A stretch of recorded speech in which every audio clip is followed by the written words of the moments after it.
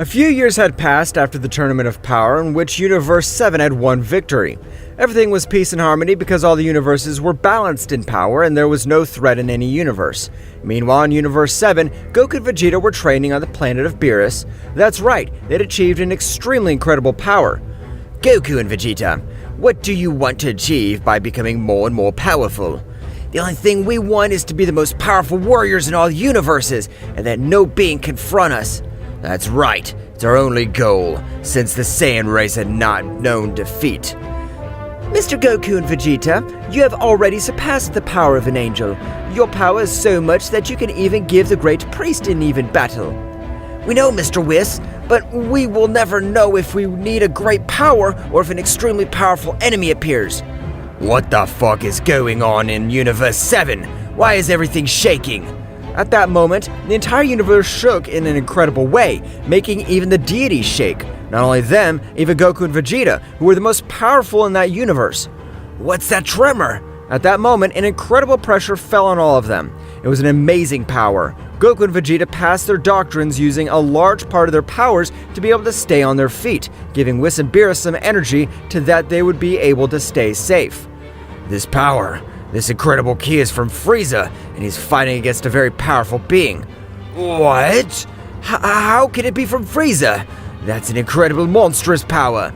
I'm not sure who will emit such great power, but what I know is that the being I'm fighting is an incredibly powerful warrior, since I can't feel his ki.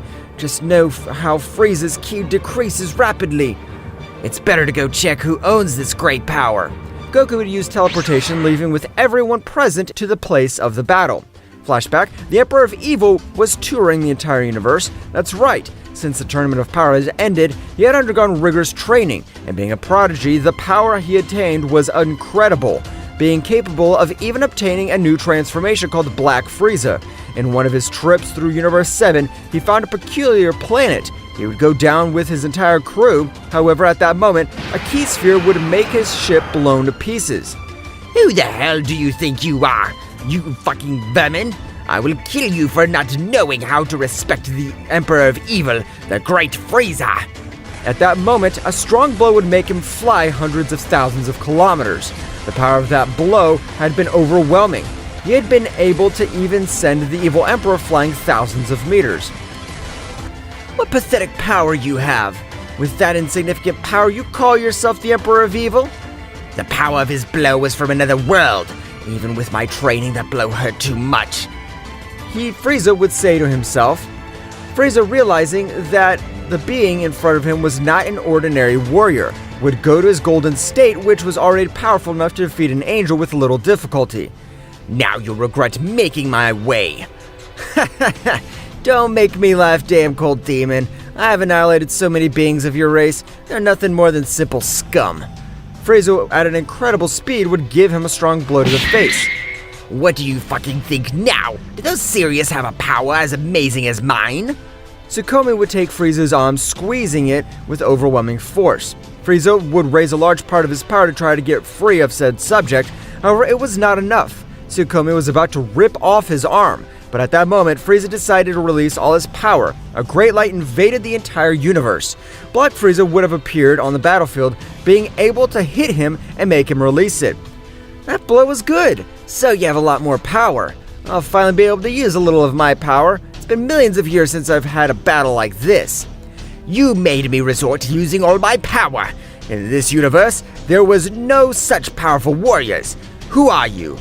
I'll tell you. Because in the same way you won't be able to leave this place alive, I'm the god of the destruction of Universe 15. For some strange reason, 10 years ago the 6 remaining gods have come back to life, and we were only waiting to recover a part of our powers to bring down the king altogether. And I'm Sukcomi, the god of death. Frieza was a little surprised by what he said, but remembered the wish of number 17. I wish that all the universes erased by Zeno-sama would return to normal.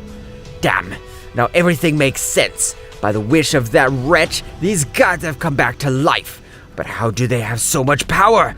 Not even the cursed Beerus, considered the most powerful god of the universe, has had such power as this wretch. You must have thousands of questions. The only thing I could tell you is because we were eliminated, we, the 6 remaining gods, we are the descendants of the former king of everything. But unlike the dwarf Zeno-sama, our father dominated negative energy, so what all he wanted was to destroy all the universes. Zeno-sama's father faced off against our father, where they both died. Millions of years later, the useless Zeno-sama became the king of everything before we are one threatened to exterminate us all. Frieza could not believe what the god was telling him.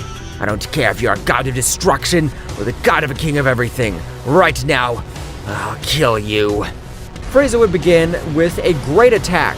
Frieza was thrown against said god. However, his blows seemed like paper, since they did not make a single scratch. At that moment, the god increased his power a little, making all that universe tremble. Finish flashback. Goku and the others would have arrived at the planet where they were fighting, and to the surprise of both, they observed how Frieza had achieved a new transformation. However, he was on the ground very badly injured. I can't believe it! Frieza's power is incredible, but that being is humiliating him as if nothing. Beerus would begin to tremble as looking upon said subject. You are Sukcomi, the god of death of Universe 15. This can't be happening. You've been eliminated by the great Zeno-sama. Sukcomi would give a strong blow to Frieza, setting him afly far away from that place, and he returned to look at Beerus. So, Beerus, damn cat, you're still alive. You have pathetic power. You were one of the candidates to be part of the Reveille's gods. You had the power similar to ours. What happened to your incredible strength? I decided to seal my negative energy.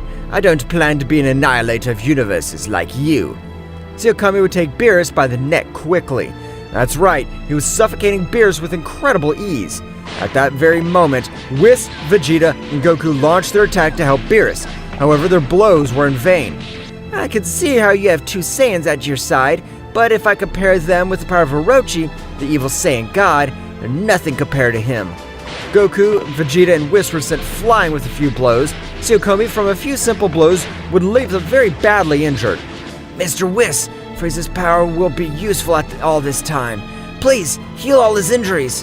Whis would use his staff, healing all his injuries. At that moment, Goku and Vegeta would do the fusion, bringing Gogeta Mega Instinct. Gogeta and Frieza were preparing to attack said subject, who had left Beerus on the verge of death.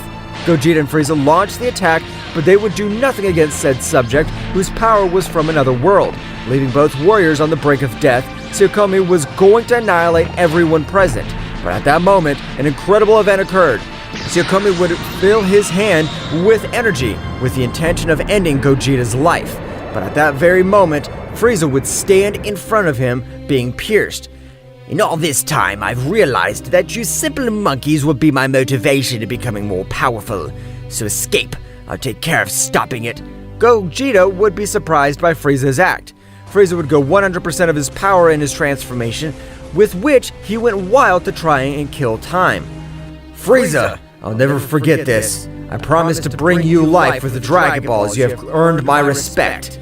Gogeta would take everyone present, taking him to the Palace of the Kingdom at all. Meanwhile, Frieza would continue stalling for time, however Sukcomi would take him by the neck. It doesn't matter that you've made time for those damned ones. You still kill them with the rest of my companions. Now damned death. Sukcomi would carry a large sphere of energy in his hands, disintegrating Frieza in the process.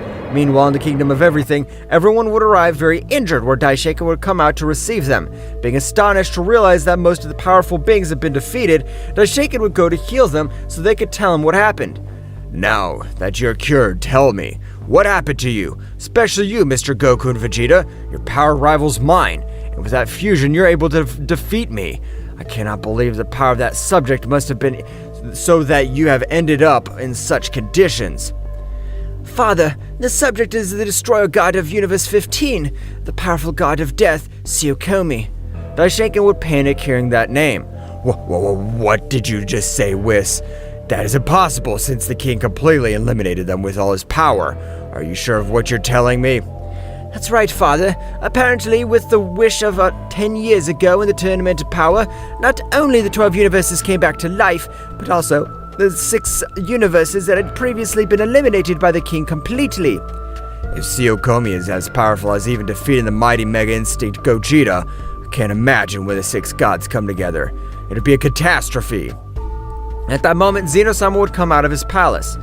The only option is that Goku and Vegeta merge with the Potara earrings, and I merge with the new being, so they'll possess the power of a king of everything.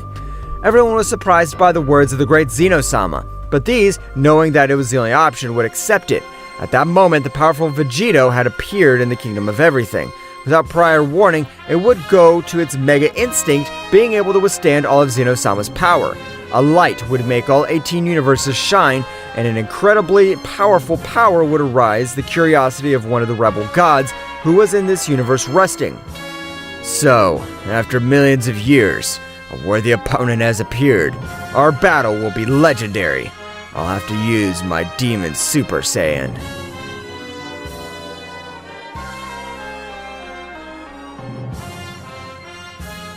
That's right. Vegeta would have merged with the great Zeno-sama. His clothes had changed to those of a king of everything, and the power that he gave off was unreal, leaving everyone present surprised. The Shaken would bow. An honor to meet the new king of everything, great Vegito-sama. Beerus and Whis would do the same as the High Priest. They were both surprised by such monstrous power, but they would also bow. Meanwhile, in an inhospitable place in the 18th universe, a warrior would stand up. The power of that being is incredible, and apparently he's a Saiyan like me. I look forward to the day when I must face him. Returning to the Kingdom of Everything, Vegeta would quickly teleport to where the Emperor of Evil, Frieza, was standing against Sukcomi. However, when he arrived, he could only observe Frieza dead on the ground and Sukcomi perched in front of him. Who the hell are you? Your power is incredible.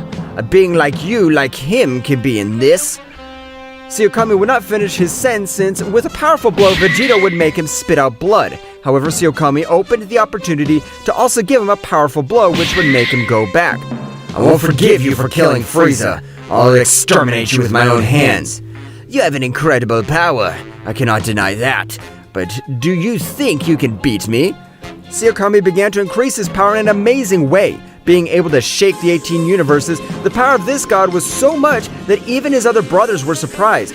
So, Sukcomi, the god of death, plans to fight against the power that was felt recently? This will be interesting. I must strengthen myself with the celestial bodies of those 18 universes and the energy that the sun gives me.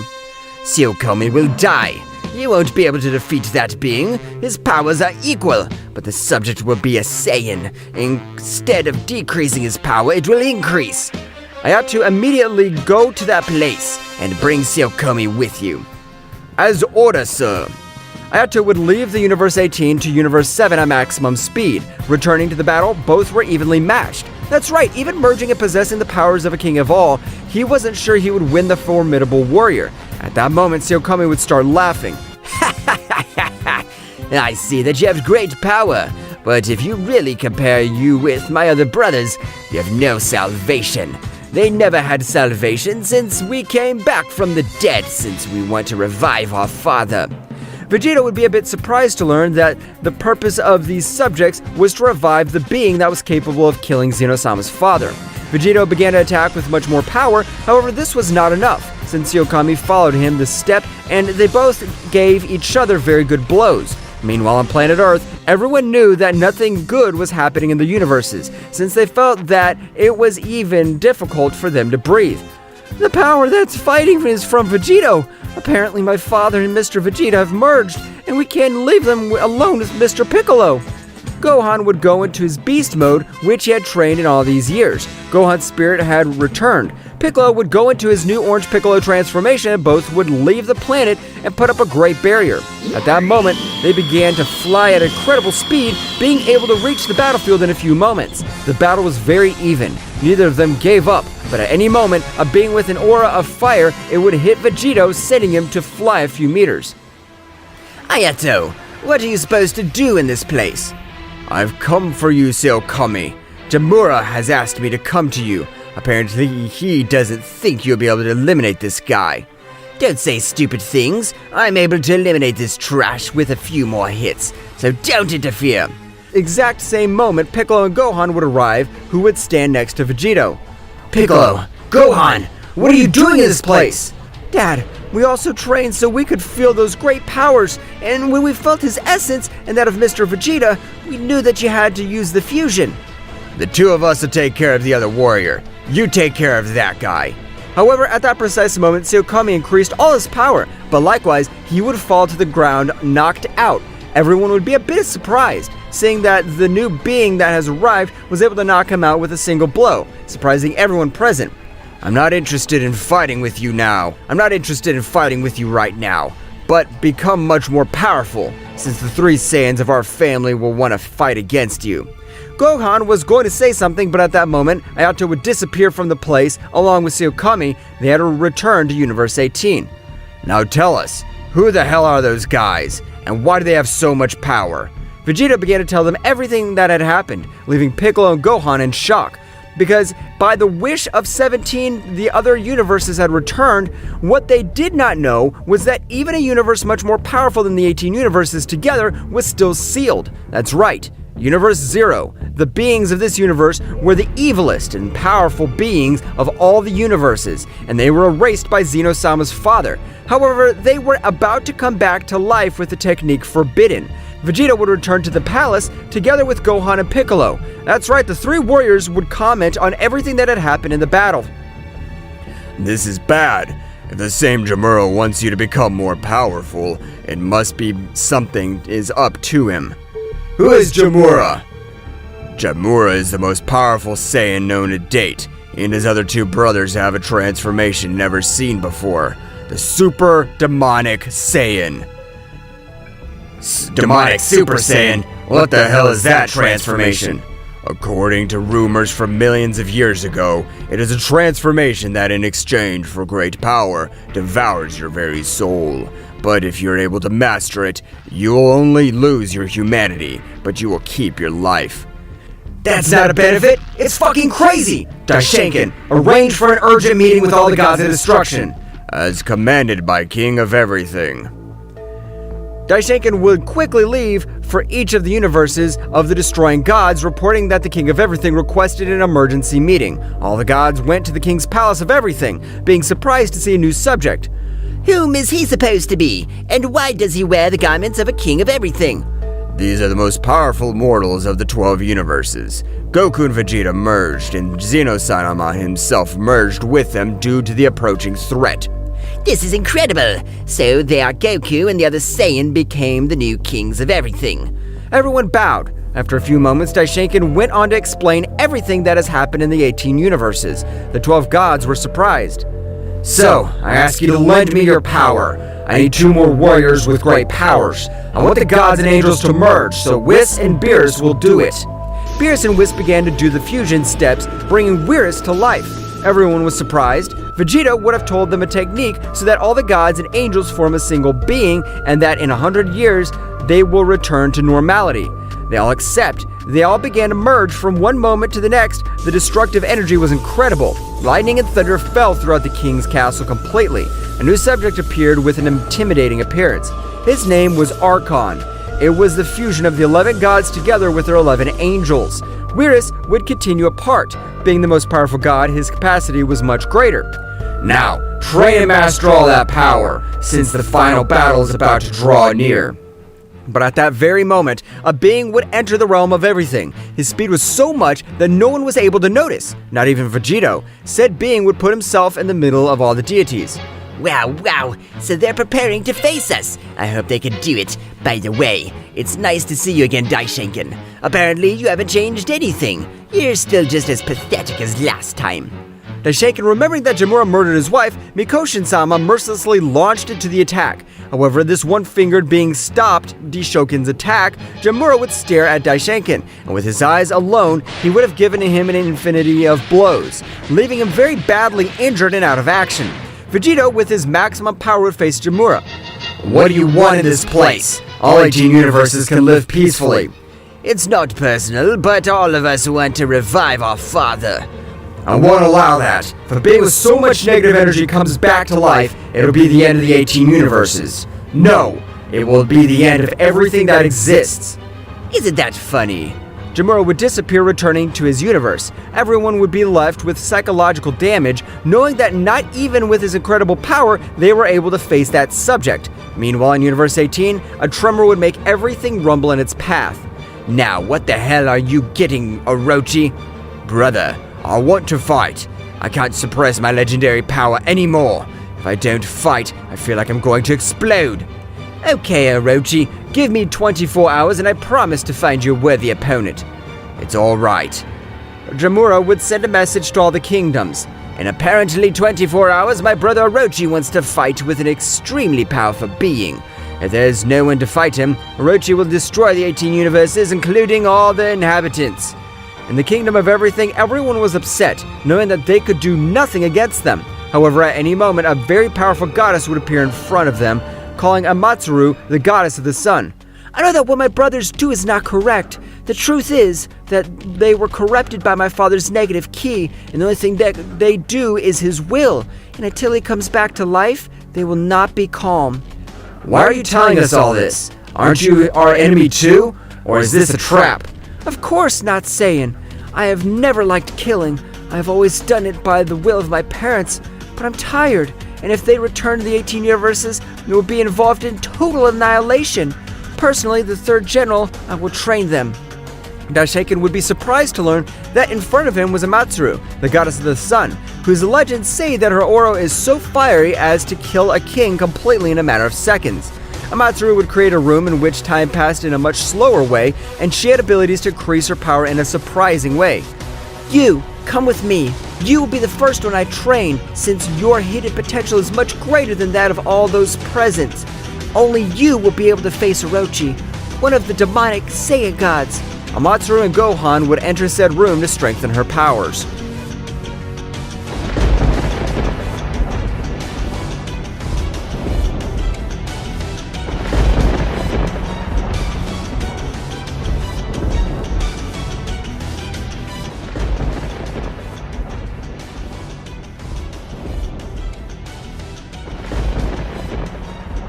Amataru and Gohan entered said room, which was for Gohan's hidden power to explode in an incredible way, which was never seen before. Both subjects began their rigorous training.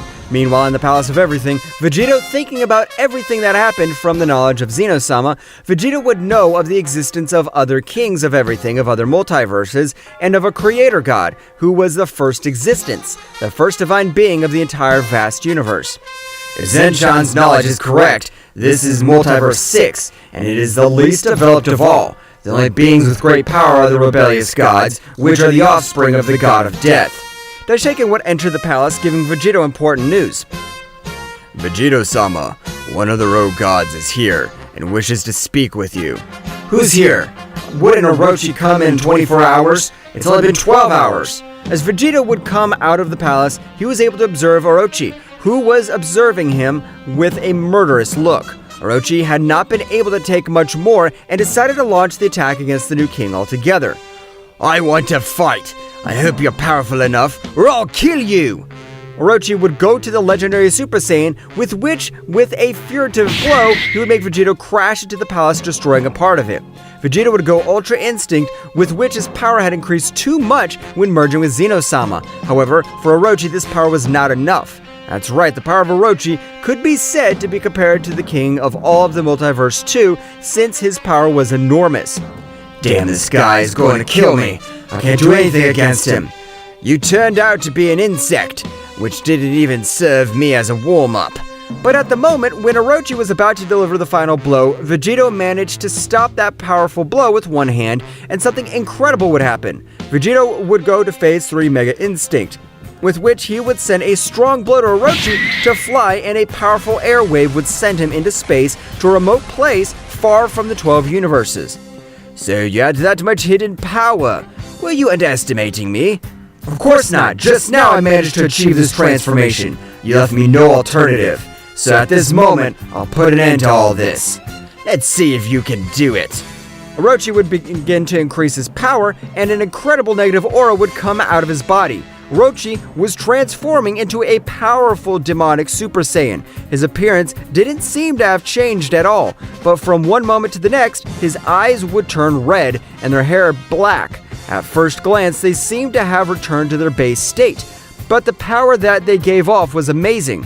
What? That power is disgusting! How many beings have you killed to have that ki so stained with blood? That does not interest you. Thanks for this battle, but I will end your life. Orochi, at a speed that Vegeta was barely able to observe, would dodge a powerful blow, which would have knocked him out. The power of this god is incredible. Compared to the aura of Amataru and Jamura, this Saiyan wants to destroy everything that exists. I can't allow it. Even if my body ends up in pieces, I'll exterminate it. Vegeta began to push his body to the limit. The veins of his body seemed to explode from so much effort. Vegeta was going to end Orochi's life with a single blow. However, at that moment, his hope would end, and hit him with such a sneaky blow, and he wouldn't give him a single scratch. What characterizes the legendary Super Saiyan is his unlimited ki. Even in his transformation, my ki and resistance don't stop increasing. Orochi would give him such a powerful blow from Vegeta, which would throw him to the ground, losing his transformation. This is impossible! I can't believe the level that separates us. His power really is from a supreme being. Orochi was approaching Vegeta very slowly, and he would charge a great power in his last blow. With a said blow, he planned to end Vegeta's life. However, with all hope was lost, a new light would appear, blinding all the present. What had not happened in millions of years, a king from another multiverse entirely, would have come to help a colleague. Who are you? I am the king of Multiverse 3.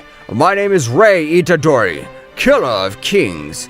Vegeta would remain unconscious at the moment. Orochi launched himself at the new subject that had appeared, throwing an accurate blow to his face. However, when Orochi's first contacted it, his fist was enveloped in a very intense fire, which not only burned his body but also killed the internal energy.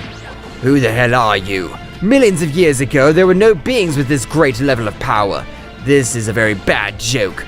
I don't care if beings like me existed or did not exist millions of years ago. The only thing I know is that this place will be your grave. Elemental, body of fire, carbonizes! Rei's entire body was engulfed in flames, that even the entire palace was being distorted by such firepower. Rei, with a single blow, had been able to pierce through Orochi, which, since he had revived 10 years ago, he just felt the most agonizing pain of his life. How could a simple king of everything do this to me? I can't believe it. It's unforgivable. If you beg me for your pathetic life, I will never forgive you. Orochi, with that hole in his stomach, would stand up, trying to increase his power, but at the moment, he made all the ki flow out of him. His body was charred. Cha! Burn all the veins of energy through the power flows, and if they are not repaired and try to accumulate power, they have no choice but to be charred. Rei, with a snap, would repair the entire kingdom of everything and help Vegeta. After a few hours, Vegeta would wake up very confused. Where are we? And Orochi? What happened to Orochi? Don't worry, everything is better now. Just relax, and everything will get better. Vegeta would relax a bit, recovering all his energies. Meanwhile, in Universe 8 with Jamura, he would stand up. Damn, Orochi had died. I can't believe it. His power was not weak at all. Even if those garbages were together, should not be a match for Orochi. Right now, I'll kill them. However, in his mind, the voice of the god of death, his father, would rumble. Don't be hasty, Jamura. Your brother's power is with me now. He will live in me, and thus my return will be much faster, since gods like you have large amounts of energy. I understand, Father. So what do you want me to do? Nothing for now. Just get me food. I need powerful energy to come back to life. I understand, Father. Leave it to me. I'll get you the power of kings completely. I trust you, my firstborn. The connection would be severed, at which time a new goddess would have arrived with Jamura. You noticed the death of Orochi. What the hell is happening? His power was not weak at all. No one from this insignificant universe should be able to stand up to him. Don't be hasty, Toya. Orochi's power was unbalanced. His bloodlust led him to death. How can you be so calm? He was our brother. I don't care who he was. Right now, I'm going to annihilate him. Meanwhile, in a very special room, Amataru was training together with Gohan, who had already managed to master his beast mode 100% and get a new transformation, or rather, the doctrines, but being in his mystical state, his hair did not do it. It was neither gray nor purple. His hair turned green. It was the most powerful state with which he was able to face Amataru, one of the most powerful rebel gods. You have become very powerful, Gohan. It's not enough, but with this power, I know you'll be able to defend whatever you love and help me purify my brothers. Of course, teacher. Take that for granted. I'll do everything in my power to bring them back and everything is as before.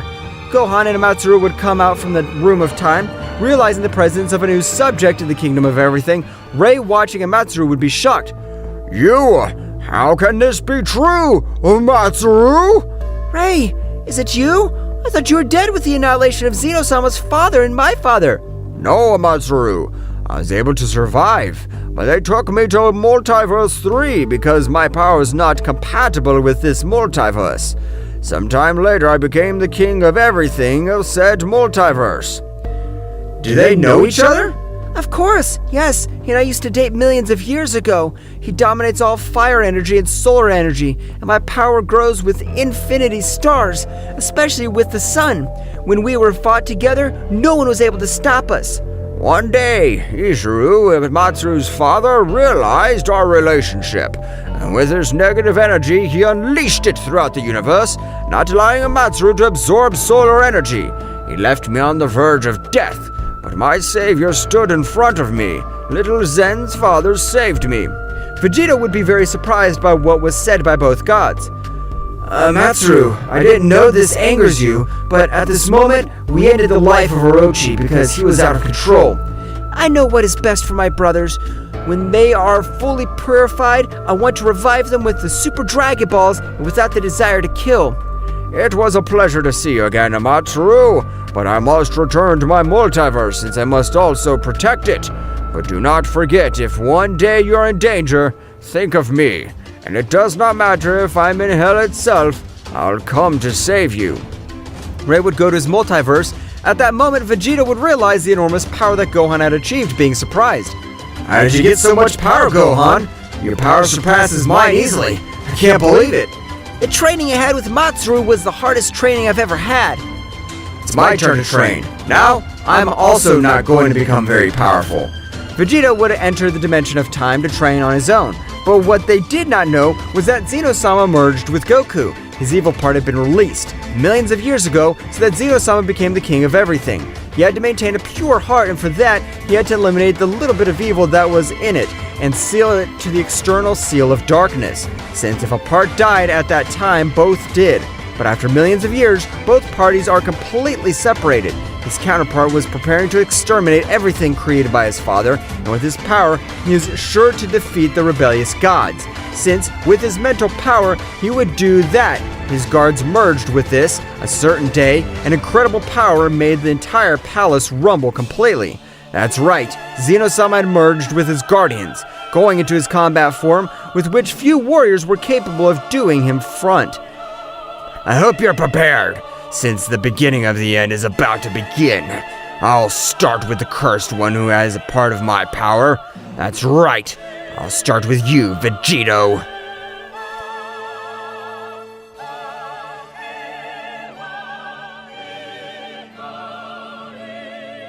Zeno-sama's evil counterpart had been born that way. With his mental power, he was able to make the Guardians give him their power and thus merge with it. Meanwhile, in the room of time, Vegeta was training very hard. However, at any moment, he would see a Saiyan who would tell him, You are the salvation of all that Omniverse. You have the offspring of the first Saiyan God and the blood of a creator god. Please do not fail us. Omniverse? Creator God? What is that supposed to be? And who are you? Excuse my lack of respect. My name is Chemis, and I am the fourth descendant of the Saiyan God. We thought that his legacy had come to an end with the death of Yamoshi and the old Saiyan God. I don't understand anything. Please explain yourself. What am I supposed to do? I can see that you don't have bad intentions, but I still don't understand anything. To the 6 gods that you are going to face, correct that they are descendants of the god of death. However, if we compare them to the descendants of the negative creator god, they are like children at his side. He is about to come back to life, and if that happens, Neither I nor anyone else will be able to defeat it. So what do we do to avoid his revival? All of this was because Zeno-sama fused with you. The Eternal Seal had slight damage, but the power of the negative creator god being so much, he was able to take advantage of said opening. I understand. So should I make said seal again with the other kings of everything? That's right, but first you must become much more powerful. I'll take care of that. You're a Saiyan like me. You shouldn't be ashamed of your primitive form, since it is the most destructive form that all Saiyan possesses. Do you mean the Ozaru form? I don't understand if the Ozaru transformation only made my power multiply 10 times, unlike the Super Saiyan which multiplies it 50 times. I can see that you don't have any experience. You're partially right, but when you reach the divine rank, things change, since the Ozaru mode is much more difficult to master, and this means that its power does not multiply even 50 times. Not 100 times, your power will multiply 500 times more. What? Did you just tell me? That's impossible. Ever. No transformation is capable of multiplying your fighting power so much. It's a damn joke. I have already told you what is necessary. Since you possess the power of a king of everything, make your tail grow again. Dominate said state. Combine both doctrines to obtain the Heavenly Super Saiyan 4. I've just revealed a great secret. Camus would disappear from Vegeto's mind, leaving him with doubts about everything he had told him, since it was impossible. However, the essence of Zeno-sama would be present. Vegito, don't hesitate. Do what Kami-sama told you. Do you know who Zenshan is? That's right. Kami-sama was my father's teacher. He was the being who taught him everything he knew, and even until the day of his death, he was never able to face him, and a being saying like you knows all the strengths and weaknesses doesn't hesitate to do it. I trust you. Vegito, realizing that the words of said being were not to be underestimated, he would take the new training, which consisted of mastering his Ozaru state. Meanwhile, outside the Room of Time, everything was flowing normally. However, at any moment, a noise would shake the whole kingdom completely. That's right, Zeno-sama had arrived at the palace, or rather, he would have already released all his power. He was confident that he would not be defeated as long as Vegeta was not there in said place. This tremor would be felt by the 12 universes since Zeno-sama took precautions. He chose to put a barrier in the 12 universes so that the rebellious gods did not feel his power. Zeno-sama would appear in the Kingdom of Everything in front of Amataru and Gohan. Both were surprised. Who are you supposed to be? Your essence is totally different from Zeno-sama that we know. You exude absolute evil. I'm the counterpart of that dam. The only thing I realized was that because of my idiocy, everyone was in danger. I should have never sealed them. I should have killed them with my own hands. But what are you supposed to say, Zeno-sama? Why do you have that appearance? Do not go towards a mortal, and for your question, I'll answer it because today will be the day of your death. This is my combat form, or rather, my true form, which was sealed to me being able to cut on half and split both us Zeno-samas. Now I understand everything. You're not the Zeno-sama that merged with my father for nothing, and you will not leave any alternative but to kill yourself. I hope you have enough power to back up your words, you damn mortal. Zeno-sama moved at the speed that even Amataru had difficult observing, giving Gohan a big blow that would make him kneel in pain because the power of his blow had been supreme. Gohan, being in a state base, couldn't do anything. Amataru would attack, both having been in a very even battle. However, while Amataru attacked, she would say to herself, if it weren't for the help of the 12 sons of this entire metaverse, I would be able to face him. The thirst for revenge that this damned man has makes all his power really amazing. I can't believe it. At that moment, Zeno-sama would land a strong blow to her face at maximum speed. Divine slap. Die! Zeno-sama's hand touched Amataru, which would fly hundreds of thousands of kilometers through several planets in her path. The blow was so powerful that not even the planets that were in different universes could meet saved. You forgot that I'm a complete original king. Now that I know the source of your power, let's see what to do. Absolute darkness. Dabra the Infinite. A disgusting negative energy was released throughout the universe. Zeno-sama's power had been able to cover all 12 universes, including the 12 suns, which stopped giving him Amataru power. His power rapidly decreased. Zeno-sama, he was about to give the final blow. However, at that moment, in front of him would appear Whis. Gohan based his maximum power in the fusion of all the gods and angels who called themselves Archon. We are here to help you, Goddess of the Sun, seeing that you are willing to give your life for the 12 universes. We'll not let you die. You are important to us. Now I'll return the blow you gave me a few moments ago. You have the appearance of Zeno-sama from millions of years ago, but I know you're not him. So get ready. Even if we must die with you, we will. We will not let you end this entire multiverse. Ha ha ha ha! I realize that they're nothing more than insects. Even if 100 warriors come together, they will not be able to do it, because 100 ants will not be able to defeat a dinosaur like me. I hope you're sure about this. Now, divine combination! The three individuals had performed a technique that united both their souls and their powers. However, it was very different from a fusion since the power was quadrupled in each of the warriors. The trio of warriors began to beat up the warriors. Zeno-sama, who could do anything to defend himself, he was receiving the biggest beating in his entire life. What the hell's going on? I can't even see where they're attacking me from. Their powers explode in the blink of an eye. The attacks continued like this for approximately 15 minutes, in which they were about to defeat Zeno-sama. However, in an oversight of Archon, he was able to wound him to death. And at the moment of doing this, Gohan, as Whis, would give a cry of pain. Oh, it can't be! Archon's been hurt! Divine combination were not all advantages, since by combining their bodies, souls, and spirits, what one warrior felt could also be felt by the other. And if one of them died in one way or another, the warriors who were connected to said fusion died. It was a double-edged technique, and with both, they could cut each other. Wow. Now I understand everything. Just as their powers increasing by uniting in an amazing way, they also connect with each other. And what one feels, the other will feel. This is wonderful because if I kill one, I'll kill 3 birds with 1 stone. Gohan and Whis released much more power to be able to allow Archon to recover a bit. However, the energy drain was making itself felt. Meanwhile, in the Room of Time, a giant golden Ozoru was destroying everything around him, since this would have no reason. Vegito, do I give my power to a being like he is not capable of mastering a simple transformation? I trust you, Vegito, to master all that power and save this Omniverse.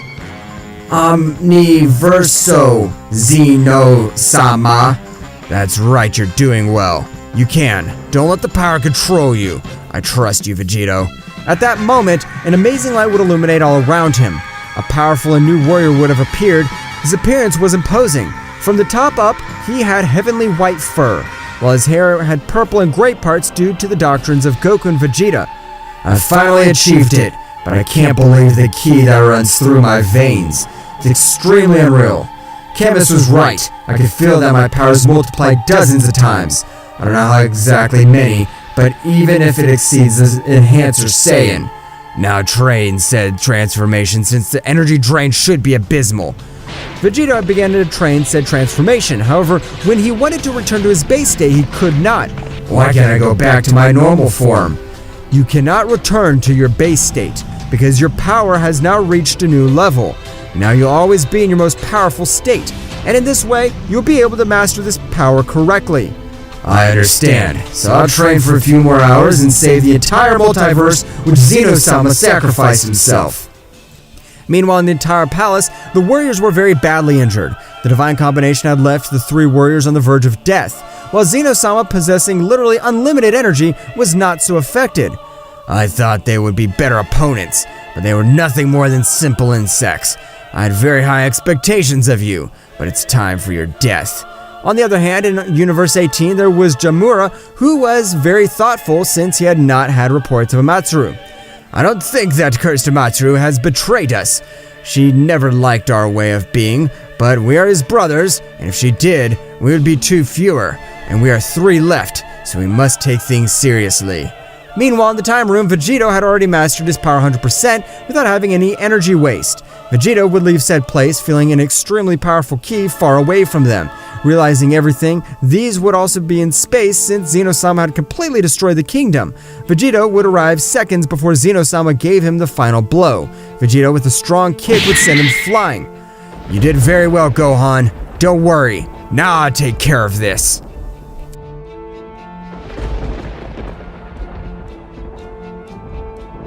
Vegeta would have arrived on the battlefield. He was furious to know that a counterpart of his great friend almost murdered his son and the goddess who helped them.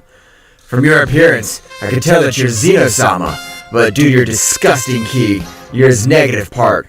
You're right, damn mortal, and neither you nor anyone else will be able to stop. Zeno-sama was not able to finish his sentence because at that precise moment, Vegito at a speed that even for a rebellious god was difficult to follow. Vegito, in a matter of seconds, would leave Zeno-sama on the ground very badly injured. What the hell happened? I couldn't see anything. Is this really the same guy who entered the room 3 days ago? How are you able to hit me? This is a damn joke. You can't have that much power.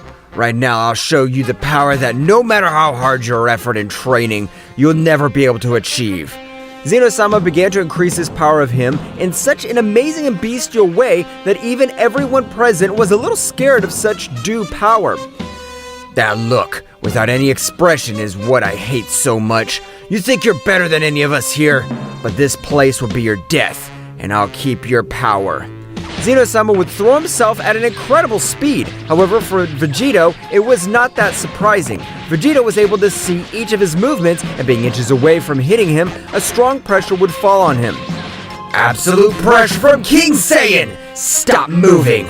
Zeno-sama could not even move a single centimeter. His power was so much that even for a king of everything, it was something incredible to witness. Meanwhile, in a multiverse far away, to be more exact in Multiverse 1, there was a being with a peculiar appearance. Since at first glance it seemed like a normal human, this being was observing everything from a crystal ball. Wow, apparently a new descendant of the original god Saiyan has resurfaced. Apparently his power is great enough to even humiliate a king completely in his combat form.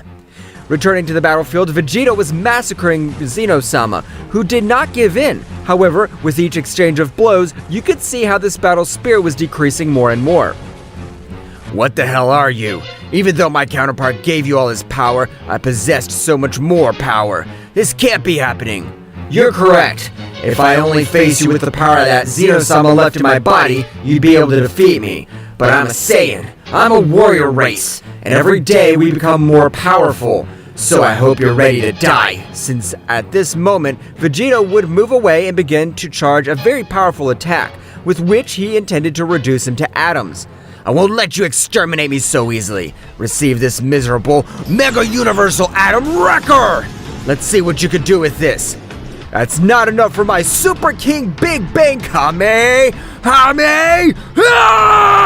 Increased 100 times Divino! Both would begin to collide, and the clash was so much that even the barrier that Zeno-sama would have put up at the beginning was cracking from so much energy. How is that possible that trash attack has the same power as mine? I'm a king of everything! Zeno-sama would focus so much more power on his attack, however, it would not have been enough, as a laugh would ring out throughout the kingdom of everything. This will definitely be your end, since I'm not even using 75% of all my power in this attack. Disappear! Vegito would be using much more energy in his attack, causing Zeno-sama's attack to lose and both attacks to collide with it, disintegrating it without leaving any trace. This is amazing! I finished off a king completely in less than 30 minutes. The power that this being possesses is overwhelming. Vegito would have approached everyone, restoring all their injuries and their energies. Apparently, you have become very powerful. But just like the Saiyan race, our race is also very powerful. And our prodigies, I will train in said room and then I will fight you against you. Great Vegito-sama. Okay, Whis, but I doubt you'll be able to face me. Whis would enter this dimension very focused on his goal, because he could not bear that a super god destroyer he called Beerus had been eliminated. He began with arduous training, being on the verge of death every day.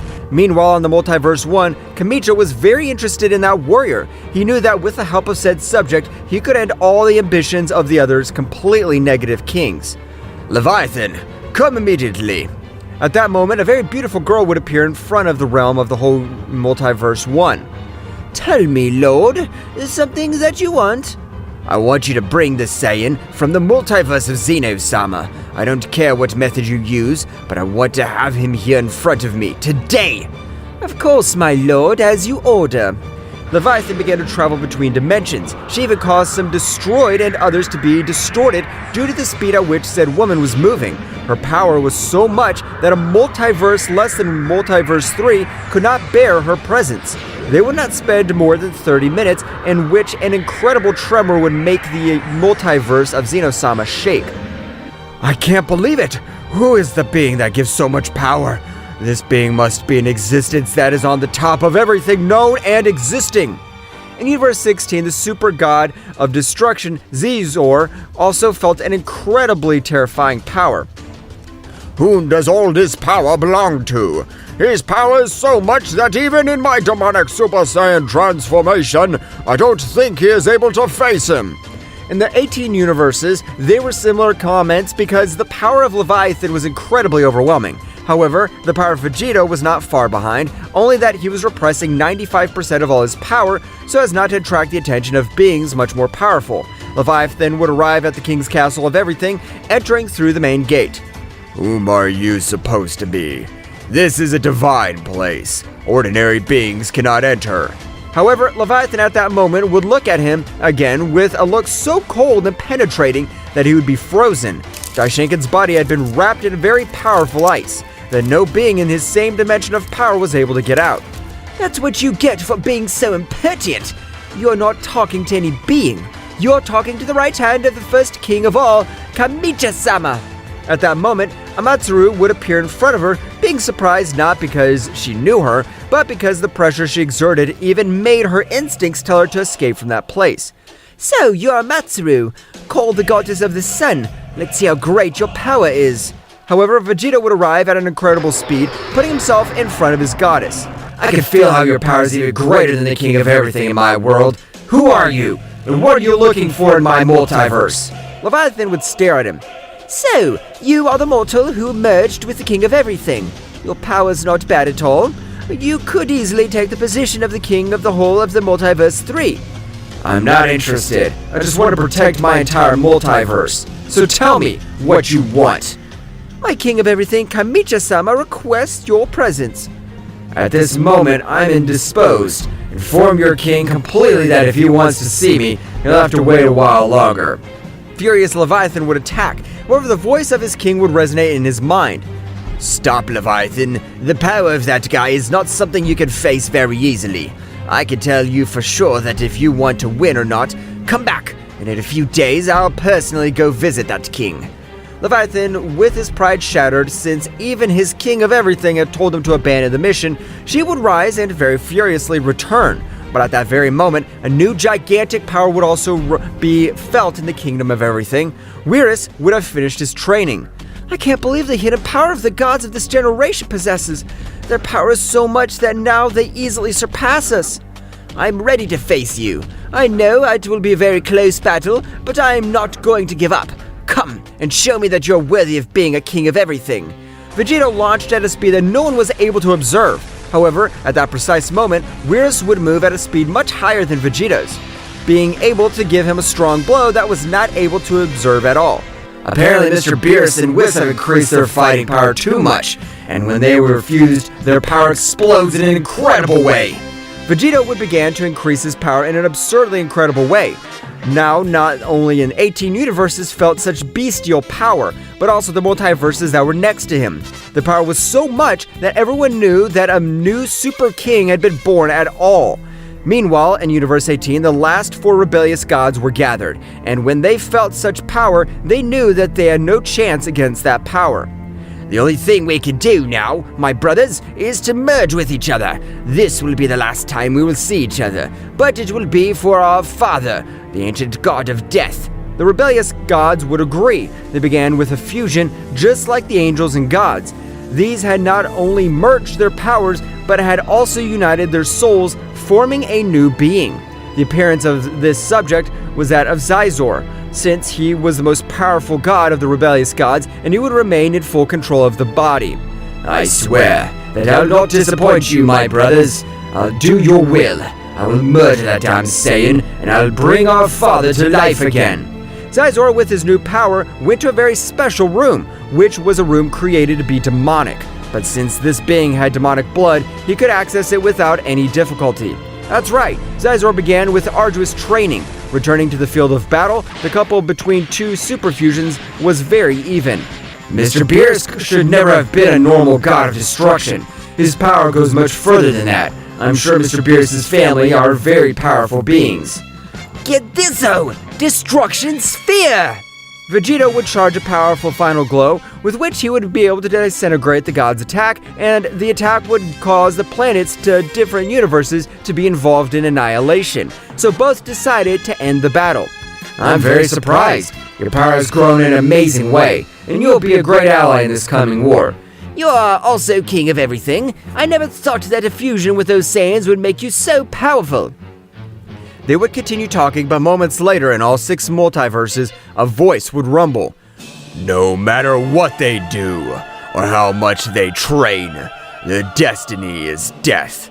Those who swear allegiance to me will live, while those who oppose me will perish. So I am Daisuke-sama, the negative creator god.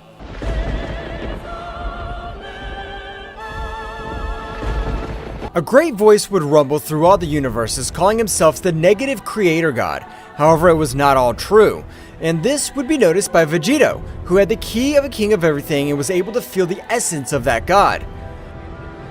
The only thing you say is bullshit, since you don't have the key of the king of everything.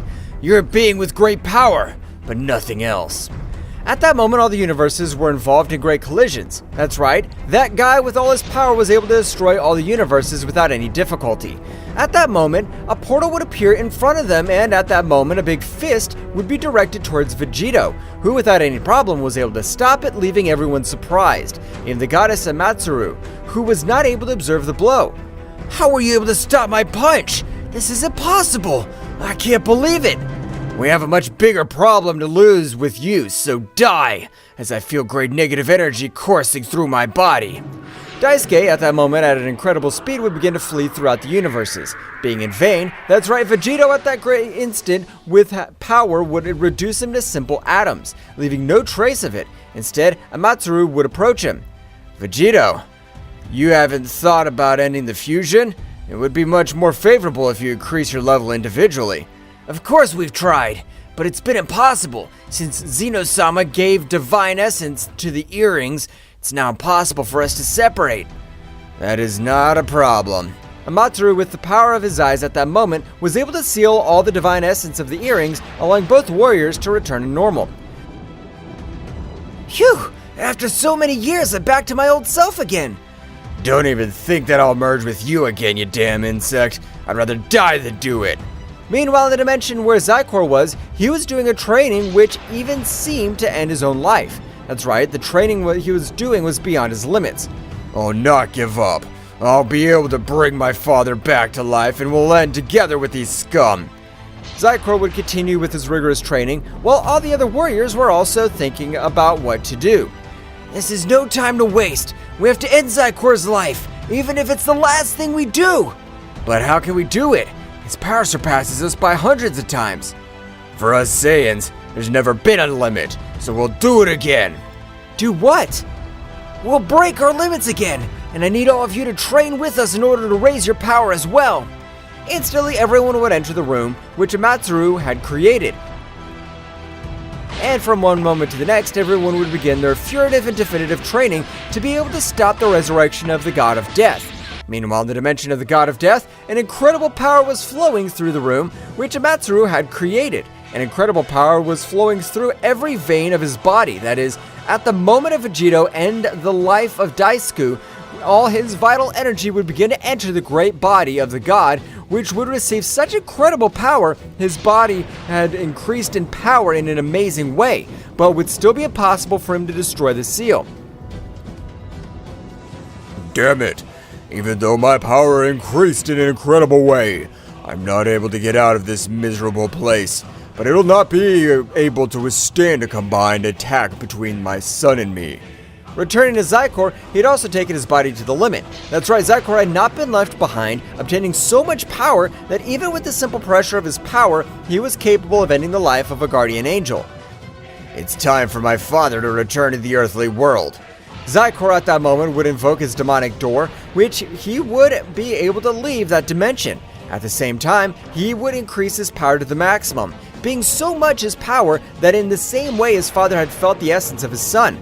That's right, and in this occasion, he was even able to crack all the space-time. This is incredible! All this is the power of my children.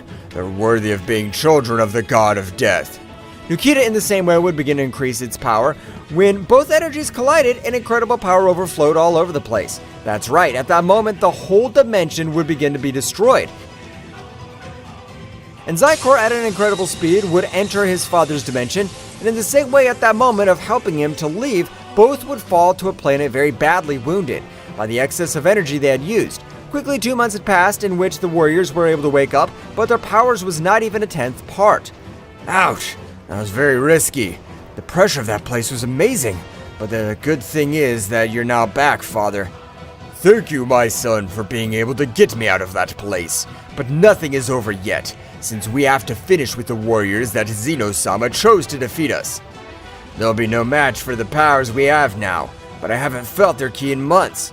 We must not trust ourselves, since in the least expected moment, they can end our lives. Since we don't have the power that always surpasses us, it will be able to be better to recover. At that moment, Zykor, together with the God of Death, would create a dome of great negative energy, so that their ki would not be perceived by the other beings of the universes.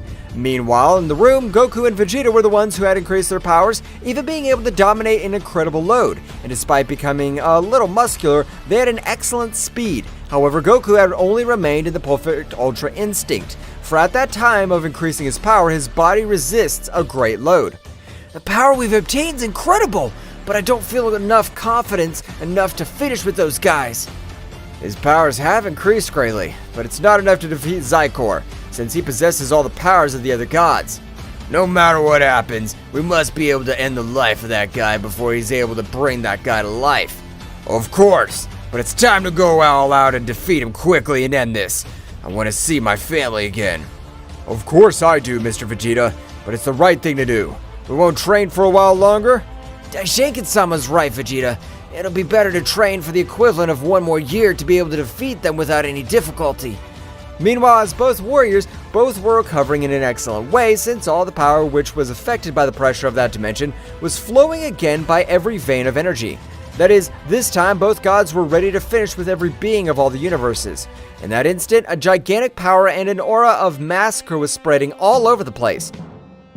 That is, both had been able to recover completely, destroying the cocoon of negative energy. Finally, after millions of years and being locked up by Zeno's useless father, I've been able to return. Now we will destroy every trace of his existence. Of course, Father. We'll be better to finish with each one of those warriors, but I have to tell you something that surely you won't like at all. At that moment, Nukita's look would change to a very serious one. What do you have to tell me? Our sister Amataru, after millions of years, has betrayed us. That's right, she's not in the union with our other siblings. She's on the divine side. You do not have to worry. I always knew of her intentions, since her heart was so fragile that it was not capable of ending the life of a simple god. So I will always be prepared for this moment. What do you mean you are always prepared, Father? At this moment, she will die. Atomic explosion! Meanwhile, in the room in which all the others were training, at that moment the whole sky was covered in lightning, and hundreds of arrows would enter the body of Amataru, would scream in pain. It hurts! It hurts a lot! What's happening to my body? At that moment, she was able to observe the silhouette of her father in her mind. My dear daughter, you should have never betrayed me. That's only paid with death. And now you'll have your punishment. You'll know what the atomic explosion is all about. Amataru at that moment would be surprised to know that if her father was able to use that technique, it was because he had been released. Goku, Vegeta, my father's been released. He who is... Amataru was not able to finish the sentence because at that moment an incredible explosion would blow up everything around him. That's right, the explosion had been incredible, with it would shatter the whole body of Amataru. Damn it! I swear I'll end your miserable life! At that moment, in the dimension where they were training would also appear when its creator died. Kakarot, we must end this right now, otherwise it'll kill each of us without us realizing it. Right now, we'll put an end to all this. Goku and Vegeta at that moment would increase their power to the maximum, which in the same way would wreak havoc through the universes, destroying thousands of planets of the other universes. At last, they'll have shown their faces. Only I had to finish with the lives of those scum who that they would leave. At that moment, Goku and Vegeta would arrive with both gods, but Goku, being dominated by anger, would give a strong blow to Nikita, which would be sent to fly to a planet, which at that moment of falling by such incredible power had completely destroyed it. Zykor at that moment, furious, threw himself against Goku. However, Vegeta got in the way, supporting the blow with one of the hands, leaving Zykor surprised. How is it possible that trash like you is able to withstand one of my blows? You have become powerful, but it's not enough to save your life. This trash, as you call me, will finish you in your legacy. Zykor at that moment of attacking again would be sent to fly, and at that moment Vegeta would start hitting him as if he were punching a bag. That's right, Vegeta's speed had exploded so much that even for Zykor it was difficult for him to keep up. At that moment, Zykor was sent to fly by Vegeta, and if waiting for him to recover, he would throw thousands of energies, while Nikita had recovered from Goku's blows, standing without any difficulty. You have incredible physical strength, but that won't be enough to defeat me, the father of the rebel gods and the god of death. I don't care if you're the father of the rebel gods, or if you call yourself the god of death. I'll end your miserable life with my own hands. Goku and that god in the same way would have a hard battle, which Goku, in spite of increasing his power to the maximum, was costing him too much to follow the rhythm, which is, in that instant, Nikita, with a great blow, would make Goku fall to the side of Vegeta, who was dominating the battle. But in the same way, it was very complicated to finish with the life of Zykor. Damn it, I can't believe it, but that is the miserable trash is more powerful than me. Zykor in that furious moment would throw a great energy sphere, which at that moment would cause a great explosion. However, with the smoke of the explosion, Goku and Vegeta had merged. That is, both knew that despite having a great power, they would not be able to end the life of Nikita without sacrificing themselves. Daishinkan, I hope you can hear me. I'm so sorry. I hope you have the ability to give life, because now you'll be the new king of everything. I'll die in this battle. But Gogeta-sama. In that instant, the communication would be totally lost, and Gogeta Mega Instinct, with its great power, had finished with Zykor's life. I don't have much time, so I'll finish you off without playing. Nikita, a little amazed by the power that he gave off, would put himself on guard, but at that moment of colliding their fists, he realized the difference in power. However, Gogeta, knowing that he didn't have enough time to finish him off, gathered all his vital energy. You're a worthy warrior. I'll die for you. Stop! At that moment, both would begin to spin around, and in the same way, an incredible explosion would be created all over the place, leaving no trace of both great warriors. That's right, Gogeta had given his life for all his multiverse. However, at that moment, the god Zama would appear in front of Daishinkan. I realize the bravery of each one of you had. I'll give a chance to this whole multiverse. Daishinkan, without understanding anything, was able to observe how a golden light went through every corner of that empty space. You will be in charge of explaining everything that happened. I trust you, priest. Yes, the creator of the Super Dragon Balls had restored everything, and in the same way had brought to life Goku and Vegeta again, which this time would be summoned as the new kings of everything.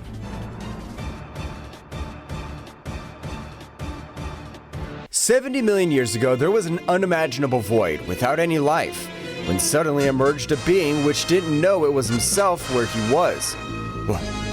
What's going on? What am I? I can't see anything. What is this immense void?" What he didn't know was, until that moment, was that he was an omnipotent being who was going to create everything known as the universe. He would even create a whole multiverse full of different types of life in order to find at some point an individual who could match or surpass the strength of his son called Zeno-sama. In Zeno-sama's palace, 30 million years after the birth of Zeno-sama's father, he introduces himself to his son. Zeno-sama, my son. You've grown strong, and apparently you've become very powerful over the centuries. Father, I've always felt that my existence has no purpose. I often get bored. Why did you bring me to life to be bored? 70 million years ago, there was a void from which I was created. As I grew, I developed powers and immeasurable strength. As a result of that, a need was born in me to find a being who could match or surpass your strength, to even equal my own greatness. That's why I created planets, galaxies, universes, and living beings of various species.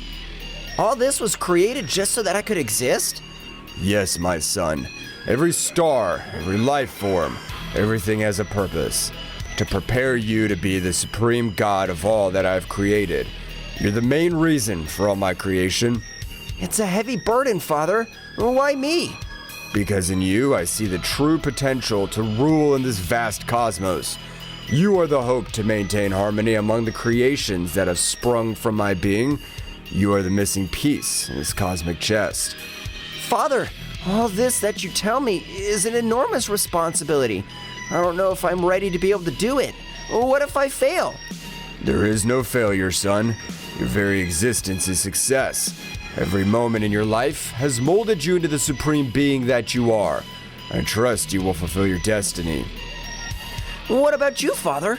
What role do you play in all this? My role is to guide you from the shadows, to watch you fulfill your purpose. Finding balance in the universe is a task that requires your leadership. I'll be here, in the darkness, watching you carry out the mission I have given you. I understand, Father. Leave everything in my hands. Thus passed centuries, millennia, in which Zeno-sama was guided by his father to govern the immense multiverse he had created for him, but now convinced of the purpose he had in his life. In the present time, 30 million years after the conversation that Zeno-sama and his father had, in one of the universes created by Father Zeno, on a planet called Earth, Kakarot and Vegeta were training together with Whis and Beerus after having faced very powerful beings. While they were training, the Earth was illuminated by flashes of energy. As Kakarot and Vegeta embark on intense training, Whis and Beerus watch from a distance, assessing the Saiyans' every move as they prepare to rise in their skills. Hey, Vegeta! Remember when we first faced Frieza? That guy was incredibly strong. Yes, Kakarot. It was our first encounter with an enemy of another level, but we cannot forget the Cell Bug, that creature with cells from all of us. He put us in big trouble with his martial arts tournament. Luckily, your son became strong. Both Saiyans exchanged energy blasts. Each hit and dodge was an echo of their long history of battles. Ah, yes! The first time he showed the teleportation technique. That was amazing! Thanks to Gohan, we were able to defeat him. But then came Majin Buu. That battle was unforgettable. We had to merge to have a chance. The fusion was great, but we also learned about redemption and kindness at that time. Buu became good because of you. As they continue their training, the energy of both Saiyans light up the space. Whis and Beerus watch with interest. Yes, but don't forget about Beerus. That god of destruction who almost wiped out the Earth with a single sneeze. Although in the end, he turned out to be more of a joker than we thought. Yes, I remember when I tried to fight him in my Super Saiyan 3 form. I wasn't at his level, but at least I gave him a fight in my Super Saiyan God form, and that was possible thanks to all of you. That's right, and now we're here, training with Whis and Beerus. We cannot let our guard down, Kakarot. There'll always be bigger challenges. Exactly! Every fight makes us stronger. Let's keep training and bettering ourselves. Of course. We're always one step closer to being the strongest warriors in the universe. The training continues as Kakarot and Vegeta, under the tutelage of Whis and Beerus, strive to reach new levels of power in order to defend the Earth from new and more powerful enemies that may appear with the desire to destroy the planet that welcomed them. While Kakarot and Vegeta were training to overcome their limits, Whis and Beerus encouraged them to keep improving. Very good, Saiyans. Keep it up. Yes, they're very strong, but I don't know if that'll be enough to keep my interest. Suddenly, they feel a dark presence and the whole environment begins to become dark, and a dark, powerful presence fills the place. What's going on, Mr. Whis? Something's not right. I feel an extremely powerful and dark presence. That feeling sounds familiar. Who could it be? The darkness intensifies, and suddenly an opposing figure appears in front of them like a shadowy nebula. Inhabitants of the multiverse, have you missed me? Hello, dear inhabitants of the multiverse. I've come to observe progress of my creations. Who is this guy? I don't know, Kakarot, but his presence is overwhelming. No way. What? The figure lingers in a shadowy haze, with the speaker being the father of Zeno-sama, the omnipotent being who created the multiverse. This one appears in all multiverse, where all the warriors were training for future problems. This guy is the father of Zeno-sama, the creator of everything we know of universes beyond our imagination. I didn't think we'd ever see him. Sir, your arrival is unexpected. Forgive the insolence, but to what do we owe you presents? The inclination of Whis and all the angels of different universes is because they have knowledge of who was the father of Zeno-sama. For that reason, they have a great fear and respect for him. I see you've been busy, warriors. You have faced great obstacles throughout your insignificant lives, but this time has come. Are you strong enough? We're always up for a good challenge. Shut up, Kakarot. Don't you feel how powerful he is? How can you say that? Haven't you noticed something missing in the multiverse? At that moment, Zeno-sama's father set out to tell them the reason for the ambiguous question. Moments before Zeno's father appeared before the whole multiverse, he was very angry because when he woke up from the dream of millions of years, he was surprised that many things had happened that went against the main reason why he created the whole universe. Because of this, he appears before his son Zeno-sama. In the center of the realm of everything, the overwhelming presence of Zeno-sama's father eclipses space. His voice booms like thunder as he directs his fury towards his son Zeno-sama. The latter, visibly nervous, tries to defend himself as the tension between the two intensifies. Zeno-sama, you failed in your duty as Supreme God. All the warriors of the multiverse have overstepped their bounds and now dare to call themselves gods. Gods? This is unacceptable! Father, I understand that this is all being misunderstood, but... There's no excuses, Zeno-sama. Your lack of authority has allowed inferior beings to rise above us. How dare you let them usurp the title of gods? I'm sorry, Father. I did not intend for things to come to this point. The anger in Father Zeno's voice increases. His tone becomes more defiant and contemptuous. Your intention? Your weakness has sullied the name of our divinity. The only god here is me, and no one else should dare to call himself that. No one! Father, I understand that I'm in your debt, but we can find another way to restore order. Father Zeno's response is an explosion of contempt and fury. You do not deserve the title of god at all. Your weakness has tainted my creation. Because of your incompetence, I must restore the balance, even if it means getting rid of you. What? Father, please don't do it! There's so much I can still learn and improve! I can fix all of this! Zeno-sama's imploration is lost in Father Zeno's cold determination. It is already too late, Zeno. Weakness must be eradicated from existence for true power to prevail. In an instant, Zeno-sama's father unleashes a blast of devastating energy that engulfs Zeno-sama and begins to tear him to shreds as he screams in pain. No, Father, please! Ah! Order has been restored. No one else will dare to challenge my supremacy. I will now take it upon myself to re-establish balance through my creation. In the present day, in front of the terrified warriors, due to what Zeno-sama's father had informed them what had happened to his son Zeno-sama, a being they all adored and feared. You insignificant beings now understand. Because of this, I will destroy all the timelines and universes that exist. I am a divine being, omnipotent, and I can do it. But I will give you a chance to fight for your lives. So I'll organize a tournament in which the strongest warriors of the entire multiverse will participate so that the power will prevail. Earth 2024. What? This can't be true. Do you think we can face something like that, Mr. Piccolo? Oh? We'll have to train a lot physically and, above all, mentally. The idea of a tournament piques his interest, seeing the opportunity to test his own power and perhaps become even stronger. Thraxis Nocturn. Planet sunk in the shadows. A tournament, eh? Well, I'll show that true power is not limited to divine beings. I won't let them destroy our future. I will fight in that tournament and protect my own. A tournament with the strongest warriors, huh? It'll be my chance to show that the Saiyans are not insignificant beings. We will see who is truly divine in this tournament.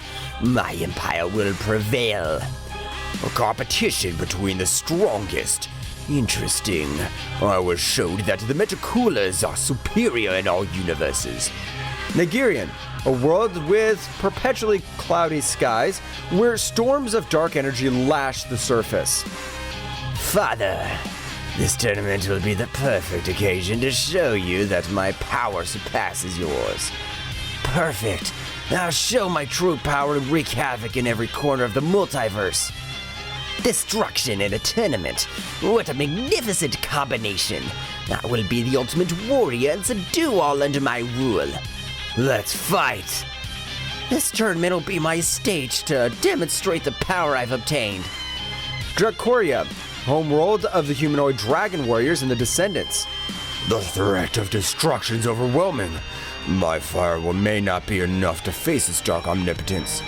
A shadow that threatens to destroy everything. My ability to manipulate the darkness may not be enough. Even with my swordsmanship, facing an omnipotent divine being will be an unparalleled challenge. This divine being has the power to destroy everything I love. My fire will be my defense. A divine threat. My control over thunderstorms will be enough. This will be a challenge like never before.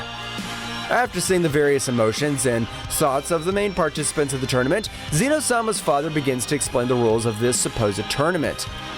Minimal beings. The rules are simple. The tournament will be to the death. It'll be held in a timeless space where the laws of time and physics are temporarily suspended.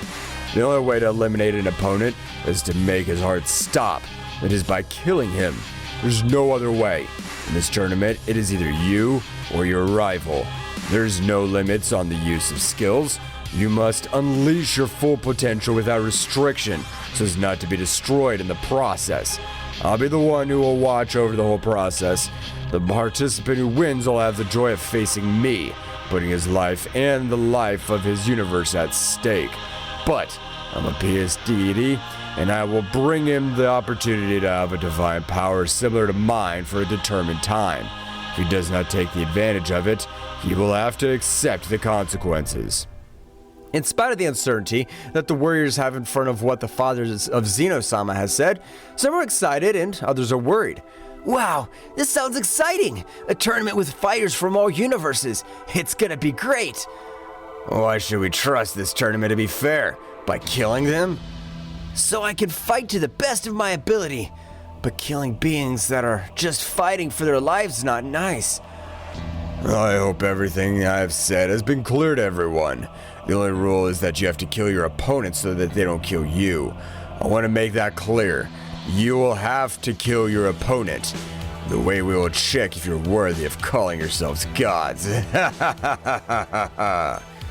Father Zeno disappears and everything returns to normal.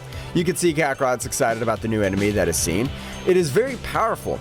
Vegeta, scared and worried about his family, angry with Kakarot. Wow, that guy's incredibly strong. I'm excited to fight him in the next tournament. Excited? Do you realize what's at stake, Kakarot? The enemy is dangerous, and we can't just underestimate him. But Vegeta, that guy has awesome power. It's gonna be the best fight of our lives. This is not a game, Kakarot. Do you realize that we're putting our families and the entire universe at risk? I know it's serious, Vegeta, but it's also a chance to get better. Besides, Zeno-sama's father is excited about this. I can't believe you're so carefree.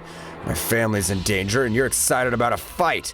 I'm not saying I'm not serious, Vegeta, but when an opportunity presents itself to measure our power, I can't resist. You always think about the fight, don't you? Sometimes I wish you had a little more responsibility. Vegeta, I understand that you're worried about Bulma and Trunks, but trust that we can protect them. I don't like the idea of someone else deciding about our lives. I understand, Vegeta, but do you really think we can ignore this opportunity? I'm not going to lose my family over a fight, but I also know that I can't stop you from getting excited about the battle. At that moment, the tension between Kakarot and Vegeta is palpable as they prepare to face the new enemy. While Kakarot is filled with excitement for the fight, Vegeta faces the situation with a mixture of fear and determination. Thus, the training of the entire multiverse for the survival of their species began. From the moment on, the most powerful warriors of all the universes began to train with greater intensity in order to save their universes and timelines.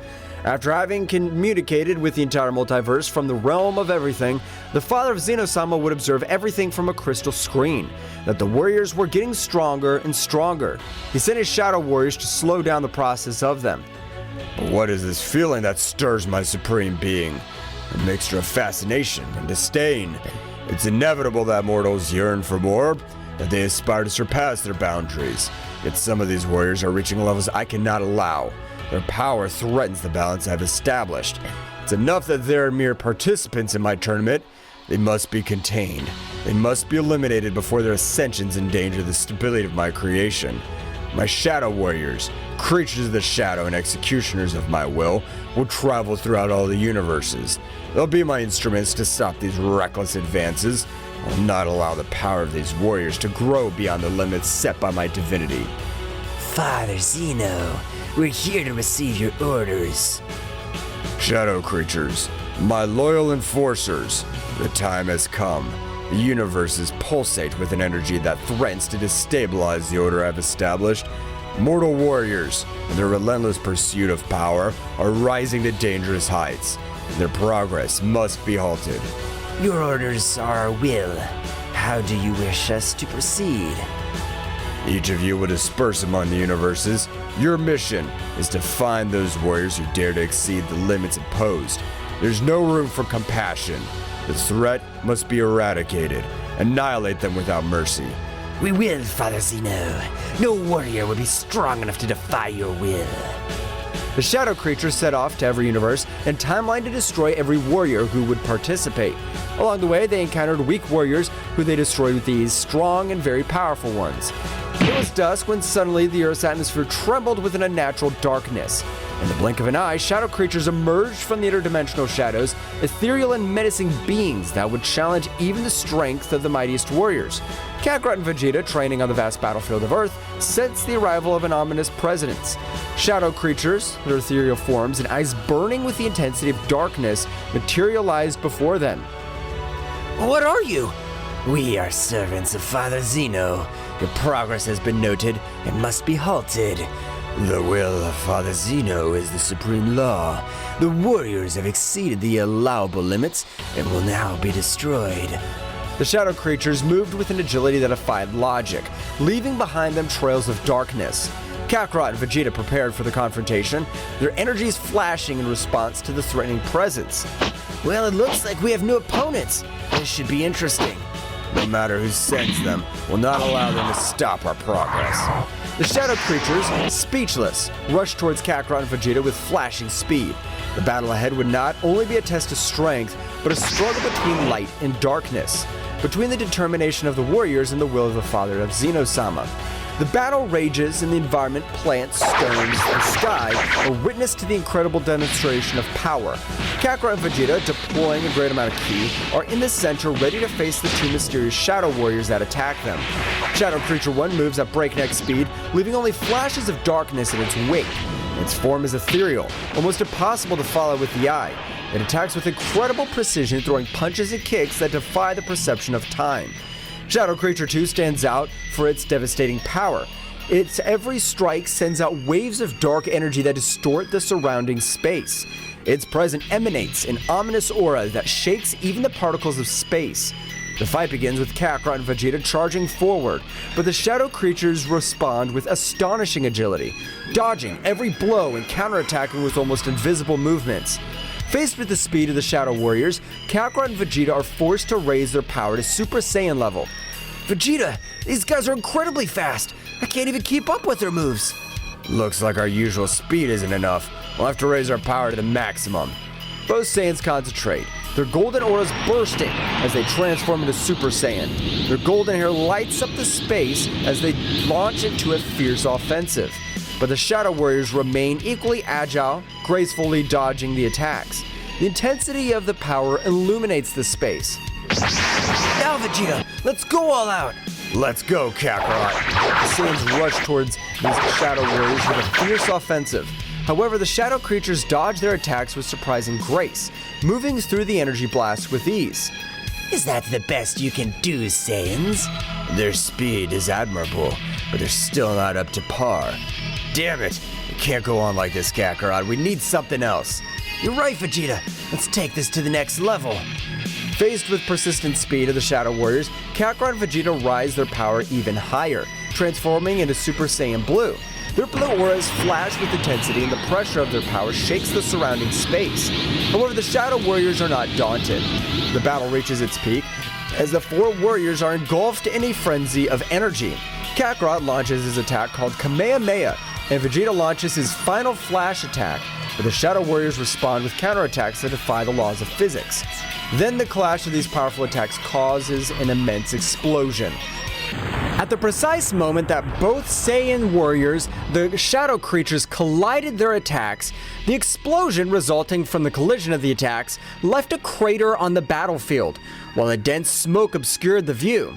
Amidst the haze, Goku with a serious but confident expression, and Vegeta, also with a confident expression of having destroyed the shadow creatures with his attacks, stood on guard, ready to face whatever emerged from the smoke.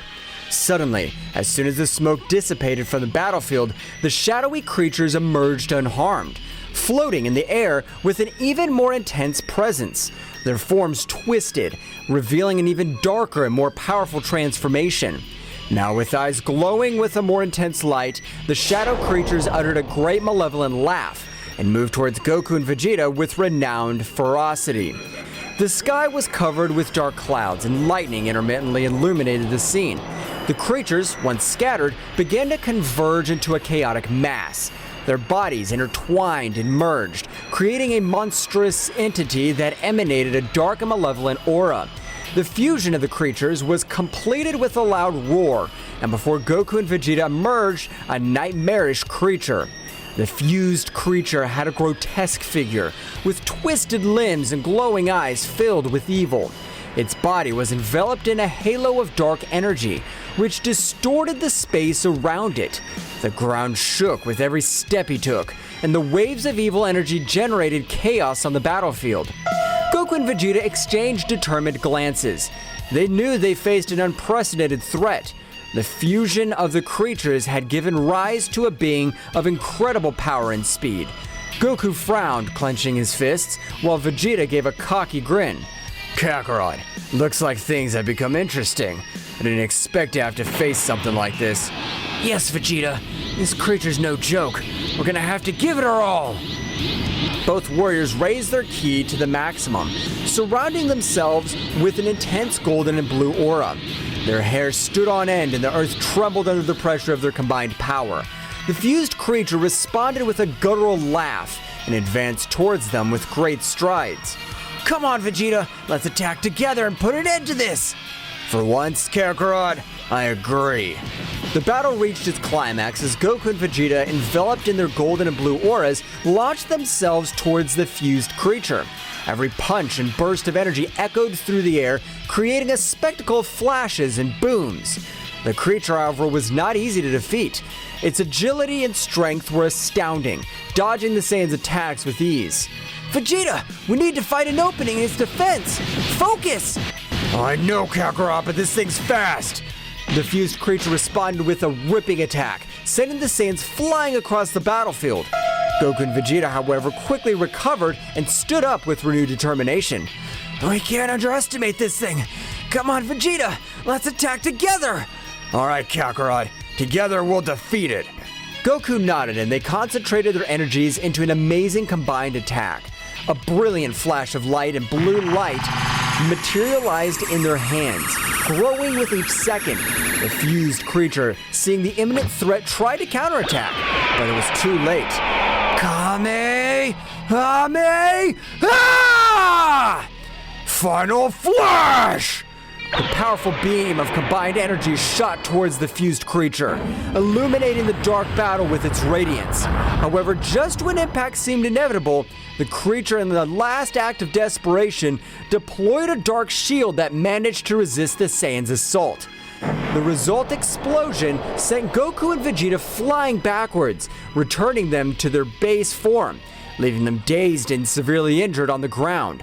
The fused creature, though weakened, struggled to its feet, its malevolent aura flickering, but far from fading completely. Vegeta, we're in trouble. This thing's stronger than we thought. Vegeta, however, lay motionless on the ground with visible wounds and his aura rapidly diminishing. Vegeta! Don't give up, Vegeta! The fused creature, slowly recovering, calmly approached towards Vegeta with a palpable malevolence in its glowing eyes. Your efforts are futile. I'm the amalgam of darkness itself. This is the end of you, Saiyan Prince. Goku, full of rage and despair, stood up and threw himself towards the creature with what was left of his strength.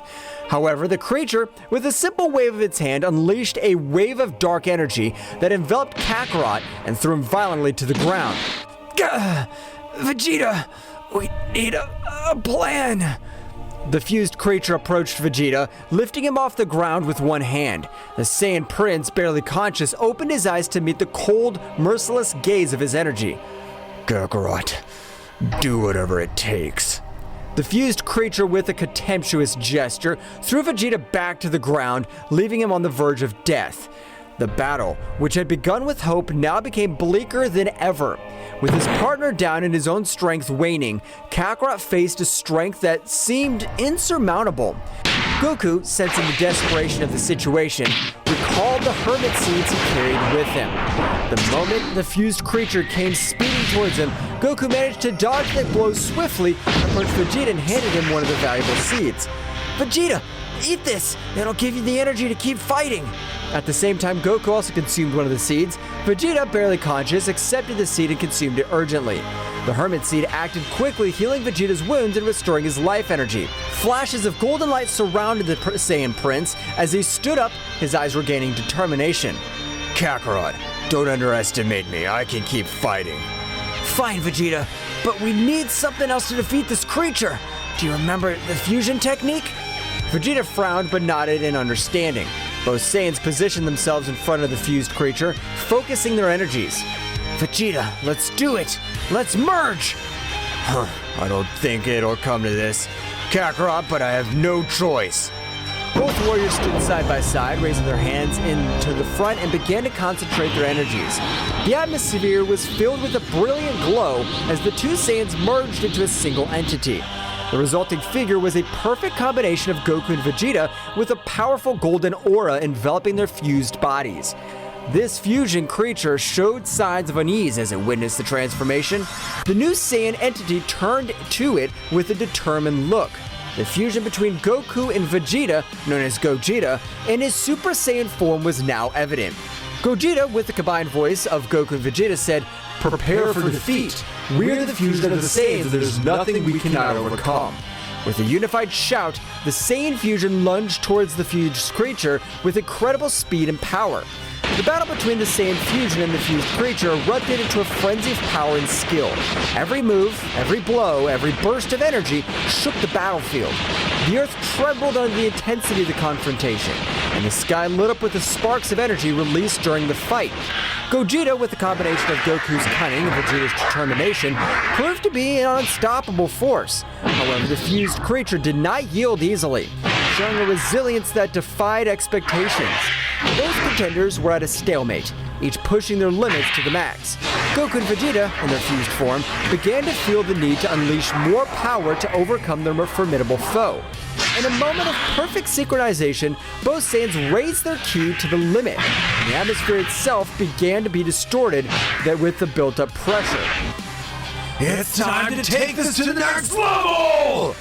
In a dazzling flash, the Saiyan fusion underwent an astonishing metamorphosis. His once golden hair now turned sapphire blue, and his aura took on a heavenly hue. The transformation to Super Saiyan Blue had taken place. The fused creature recoiled momentarily as it witnessed the new form. Shocked by the magnitude of the power unleashed, however, the Saiyan fusion showed no mercy and lunged towards with dizzying speed. Prepare for true Saiyan strength! The attacks and counterattacks reached a speed that defied perception. The fused creature, despite its previous endurance, was outmatched by the speed and aggressiveness of the Saiyan fusion in its Super Saiyan Blue form. The battle had not yet come to an end. In a final attempt to resist, the fused creature unleashed its own dark power, enveloping the Saiyan fusion in a spiral of chaotic energy. Gogeta, in response, concentrated his energy to the maximum in an act of rage. Let's go farther! The energy surrounding the Saiyan fusion intensified and exploded in a dazzling burst. The bright blue aura became more intense, and the power of the Saiyan fusion increased to unimaginable levels. The sky lit up with glows and waves of energy as the fused creature faced Gogeta's unstoppable strength. However, in an unexpected twist, the creature began to build up a dark and sinister energy, revealing a hidden power. Your resistance is impressive, Saiyans, but you have not seen my true potential. The fused creature transformed, its fusion distorting further. A black aura filled with malevolence surrounded its body as its eyes glowed with terrifying intensity. What the hell is it doing? The fused creature, now imbued with a new dark power, lunged at Gogeta with surprising speed. Despite Gogeta's formidable strength in his Super Saiyan Blue form, the fused creature seemed to be able to anticipate even more. Now you'll experience true darkness. Gogeta sensed the threat, deciding to take his own power to the extreme. In a blink of an eye, he activated the technique, the Kaioken. His blue aura multiplied into a mixture of blue and red, and the intensity of the battle reached levels never seen before. It's time to put an end to this! Kaioken! Gogeta's speed and strength multiplied exponentially, and the fused creature was momentarily caught off guard. However, the creature counterattacked with a blast of dark energy that enveloped Gogeta, but he struggled to resist. Gogeta, in his Kaioken state, felt the need to raise his power even higher. Thus his ki increased, causing the earth to tremble from such immense power, destroying mountains and lifting rocks into the skies. At that precise moment, he disappeared from the sight of the fused creature, appearing from behind and creating a glowing bluish sphere of energy that materialized between his hands. Final Kamehameha! The energy sphere impacted against the fused creature with unparalleled force. The resulting explosion lit up the sky, dispersed the creature's dark energy. However, when the light faded, the fused creature emerged once again, albeit visibly weakened. Do not underestimate my power, Saiyans. I have attained a form beyond your comprehension. Gogeta, sensing the gravity of the situation, prepared for the next confrontation. The battle, far from over, was entering even more dangerous terrain, with the fate of the universe hanging in the balance in this fierce struggle between light and darkness. The battlefield was plunged into utter chaos, with destructive shockwaves reverberating throughout space. Gogeta, with his combined aura of Super Saiyan Blue and Kaioken, was moving at speeds that defied perception. The fused creature, despite his new enhanced form, was momentarily outmatched by the Saiyan warrior's speed. Darkness cannot defeat light! It's time to seal your fate! Though weakened, the fused creature did not give up. With impressive speed, it lunged towards Gogeta, unleashing a series of dark attacks that even defied the Kaioken's speed. Your light is but a fleeting glimmer. In the eternity of darkness, you will suffer. Gogeta, with sharp reflexes at precise moments, will dodge the fused creature's attacks. The battle reached an even greater frenzy, with a clash of fists and kicks creating waves of energy that swept the surrounding landscape. The once dark and stormy sky were illuminated by the flashes on the contest. In the beginning of the moment of opportunity, Gogeta channeled the Kaioken to an even higher level. His aura became more intense, mixing blue with red in a dazzling display. Seeing the new burst of power, the fused creature recoiled momentarily, a moment Gogeta took advantage of to gather energy. This is the limit of your darkness. Prepare for the end. Gogeta, with unmatched speed, appeared in front of the fused creature, concentrating his energy to a single point.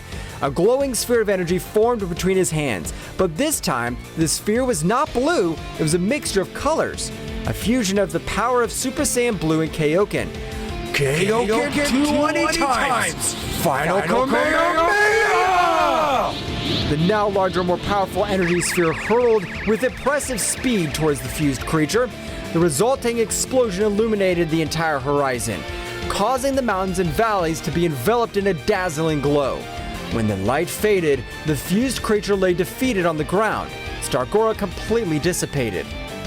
Gogeta, with his Super Saiyan Blue form and Kaioken still activated, watched cautiously. The intense battle had come to an end, but the price of the confrontation was reflected in the devastated Earth and the wear and tear visible on the Saiyan warrior. I hope that was enough. This universe can't take any more of this destruction.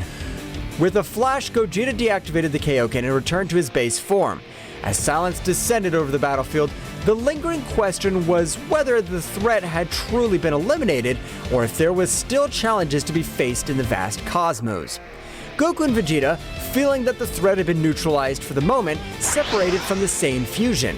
The intensity of the battle had left both Saiyans exhausted, but their attention was diverted to a disturbing reality. In the corner of their vision, they watched as a small dark creature made its way towards where Gohan and Broly were standing. Vegeta, something's happening! We must get there fast! Those two are in trouble if that thing gets to them. Let's go, Goku. Both Saiyans, despite their exhaustion, dashed towards Gohan and Broly's location with as much speed as possible. As they approached, they could see the dark creature getting closer and closer to the two warriors. Gohan, who was training with Broly in an attempt to increase his skills, noticed Goku and Vegeta's arrival urgently. Dad! Vegeta! Something's coming! Broly, with his piercing gaze, had also sensed the approaching threat. Evil creature, we will fight. The small dark creature, noticing the presence of the Saiyans, stopped advancing and displayed a malevolent laugh. Ha ha ha! Your victory was short-lived. This is only the first of many surprises. Before they could react, the dark creature split into multiple smaller shadows, surrounding Gohan and Broly with astonishing speed. Watch out, Broly! They're fast and dangerous! We will fight. We won't let them defeat us. Goku and Vegeta, arriving just in time, joined the battle. The battle became a chaotic dance of blows and explosions as the Saiyans fought the dark shadows that multiplied endlessly. Let's finish this quickly. Gohan, Broly, stay strong. Got it, Vegeta! Broly, unleashing his titanic power, emitted a wave of energy that temporarily dispersed the dark shadows. However, the dark creature, in a final act of desperation, merged back into a larger, more powerful form. My shadows cannot be so easily defeated. The real battle has just begun. The shadow creature, now strengthened and more menacing than ever, faced the four Saiyan warriors with palpable malevolence. Gohan, Broly, Goku, and Vegeta moved into battle stance, facing the shadow creature with determination. Come on, guys! Let's work together and put an end to this menace once and for all! Broly growled in agreement, his power emanating from him with an imposing force. Goku and Vegeta, despite their earlier exhaustion, raised their energies ready for the battle ahead. The shadow creature, with a sinister laugh, lunged towards them with surprising speed. The Saiyans responded with a coordinated assault, launching energy blasts and performing combo attacks. However, the shadow creature was agile and dodged their attacks with ease.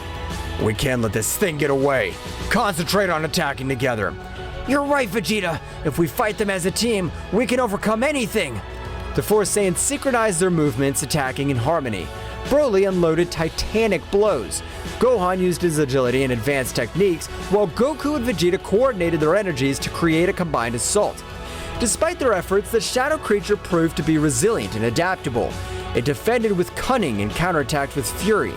In a moment of tension, the shadow creature unleashed a dark glow that enveloped its form, transforming to an even more powerful and monstrous version. It's getting stronger again! It doesn't matter. I'll destroy it. The battle intensified as the shadow creature in its enhanced form launched waves of dark energy and unleashed more devastating attacks. The Saiyans, however, did not back down. Despite the gravity of the situation, their determination burned stronger than ever. There's no limit to our strength when we fight together! Come on, guys, we can't lose! This thing doesn't know who it's messing with. Get ready for what's coming. Gohan, Broly, Goku, and Vegeta channeled their energies to the maximum, shaking the earth under the intensity of their combined power. In a unified act, the four Saiyans raised their ki to the limit and lunged towards the shadow creature with indomitable resolve. The shadow creature, now in its strengthened form, unleashed a dark energy that enveloped Broly, possessing the mighty Saiyan with a malevolent influence. Broly, his eyes now awash with shadows, stood before the other Saiyans with a menacing presence. Broly, I won't let you be used as a puppet. We must save him. We won't let this thing manipulate Broly. Come on, guys, let's protect ourselves and save our friend. This is getting more complicated than I thought. But no matter, we won't let the darkness win. The battle began with the Shadow Creature using Broly's immense power against them. The controlled Saiyan's attacks were fierce, with waves of energy and bursts of ki that challenged even the most experienced warriors. The Saiyans dodged and counterattacked, but the Shadow Creature took advantage of Broly's brute strength to counter his moves. We must weaken it enough to free Broly! Dad, Vegeta, let's follow the plan and attack in unison! The three Saiyans coordinated, launching a series of swift and powerful attacks. However, the Shadow Creature moved with agility, dodging most of the blows and countering with blows of its own. Broly, under the influence of the Dark Possession, was showing superhuman endurance. It's not enough! Broly, fight against this influence! We must force him to break free. We're gonna give it our all. In a moment of desperation, the Saiyans decided to raise their powers to the maximum. Goku transformed into Super Saiyan second stage, Gohan advanced his mystical form, and Vegeta unleashed his own power into Super Saiyan second stage. The three Saiyans surrounded Broly, launching a combination of flurry of powerful attacks. Broly, resist! Don't let their darkness consume you! The Shadow Creature, feeling the combined presence of the three Saiyan warriors, showed signs of weakness. However, in a desperate act, the dark energy intensified its hold on Broly, raising its power even higher, unleashing unbridled fury. We can't give up! We're going to free Broly, whatever it takes! The battle reached its climax as the three Saiyan warriors, Goku, Gohan, and Vegeta, clashed against the Shadow Creature possessing Broly. The unleashed energy created a spectacle of flashes, explosions, and shockwaves that shook the battlefield. Goku, with his power as a Super Saiyan, moved with astonishing speed, launched energy blasts and accurate punches at the Shadow Creature. Gohan, in his mystical form, unleashed a combination of fast attacks and advanced techniques, seeking to weaken the Dark Possession that controlled Broly. Vegeta, in his Super Saiyan second phase form, displayed titanic power, coordinating his attacks with calculated precision. Broly, listen to my voice! Don't be consumed by this darkness! The Shadow Creature, however, resisted tenaciously, harnessing Broly's brute strength and ferocity to counter the Saiyan's attacks. Broly, under the Dark Possession, responded with unstoppable strength, his attacks more intense and uncontrolled. We need to weaken that possession! Come on, guys, keep up the pressure! This dark power won't last forever. We must resist! The battle grew more frantic. With each passing moment, the Shadow Creature, sensing the threat of the Saiyans, intensified its hold on Broly, fusing its dark energy with the brute strength of the legendary Saiyan. We can't back down now! Broly's our friend, and we won't let this darkness control him! In a moment of perfect synchronization, the three Saiyans focused their energies into a coordinated attack. Goku launched a Kamehameha, Gohan unleashed a Masenko, and Vegeta fired a final flash, all aimed at the Shadow Creature. The resulting explosion illuminated the battlefield, creating an energy storm. However, when the light faded, the Shadow Creature and Broly still stood, visibly weakened but far from defeated. It's not enough! We must find a way to free Broly from this possession! At that moment, the Shadow Creature, taking advantage of the Saiyan's momentary weakness, launched a surprise attack, sending Goku and Gohan to the ground. Vegeta, with his rage in his eyes, stood up determined. Enough's enough! We won't let this thing continue to manipulate Broly. Vegeta concentrated his ki to the maximum, unleashing a new transformation. His intense blue aura transformed into an even brighter and more powerful hue. Super Saiyan Blue! The atmosphere itself seemed to tremble at the magnitude of the transformation. Vegeta, now in his evolved form, launched himself towards the Shadow Creature with renewed speed and power. Vegeta's transformation in Super Saiyan Blue Evolved caused a dramatic change in the intensity of the battle. His bright blue aura flashed with overwhelming energy as he charged towards the shadowy creature and Broly, who was still under his influence. It's time to put an end to this. Broly, I'll fight to free you from this darkness. The Shadow Creature, sensing the threat posed by Super Saiyan Blue, adopted a defensive stance. On the other hand, Broly, his eyes still darkened, prepared to face Vegeta. Vegeta unleashed a flurry of quick and precise attacks, combining punches and kicks with astonishing speed. Each move was charged with the strength of the new form, and the Shadow Creature was forced to retreat in the face of Vegeta's fury. Broly, regain control. I'll not allow this darkness to consume you. Broly, under the influence of the Dark Possession, responded with impressive stamina. His attacks were brutal and uncontrolled, but Vegeta moved with a dexterity that defied expectations. I need to find an opening in this possession.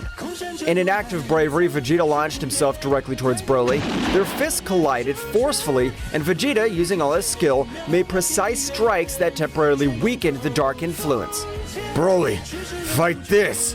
You're stronger than this darkness! The shadowy creature, seeing Vegeta's resistance, increased his energy and fused even more with Broly. Now the dark influence was more entrenched than ever, and Broly unleashed an explosion of wild power. You can't stop me, Saiyan Prince! Vegeta, not backing down, continued to engage Broly. The battle reached new heights as both warriors unleashed their most powerful attacks. Vegeta launched a Big Bang attack while Broly responded with a gigantic charge of dark energy. The collision of energies generated a huge explosion that blanketed the area. After the dust settled, Vegeta lay on the ground, clearly exhausted but not giving up. I can't lose. My determination's stronger than your darkness. The battle between Vegeta and Broly, who was possessed by the shadow creature, reached a critical point. The overflowing energy of the confrontation was spreading across the battlefield, distorting the air and creating palpable tension.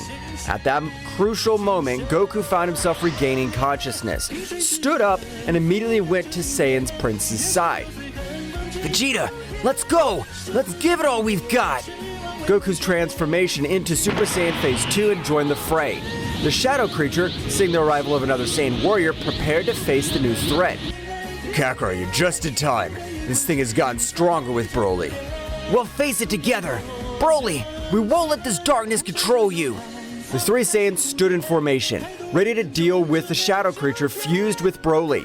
The intensity of the conflict increased even more, with flashes of energy and clashes of fists echoing throughout the battlefield. Come on, Kakarot, let's attack in unison and free Broly. I got it, Vegeta! Together, we'll free him! The Saiyans coordinated their attacks, launching a combined blast towards the shadow creature. Despite their efforts, Broly's dark possession was still resisting, fueled by the brute strength of the legendary Saiyan.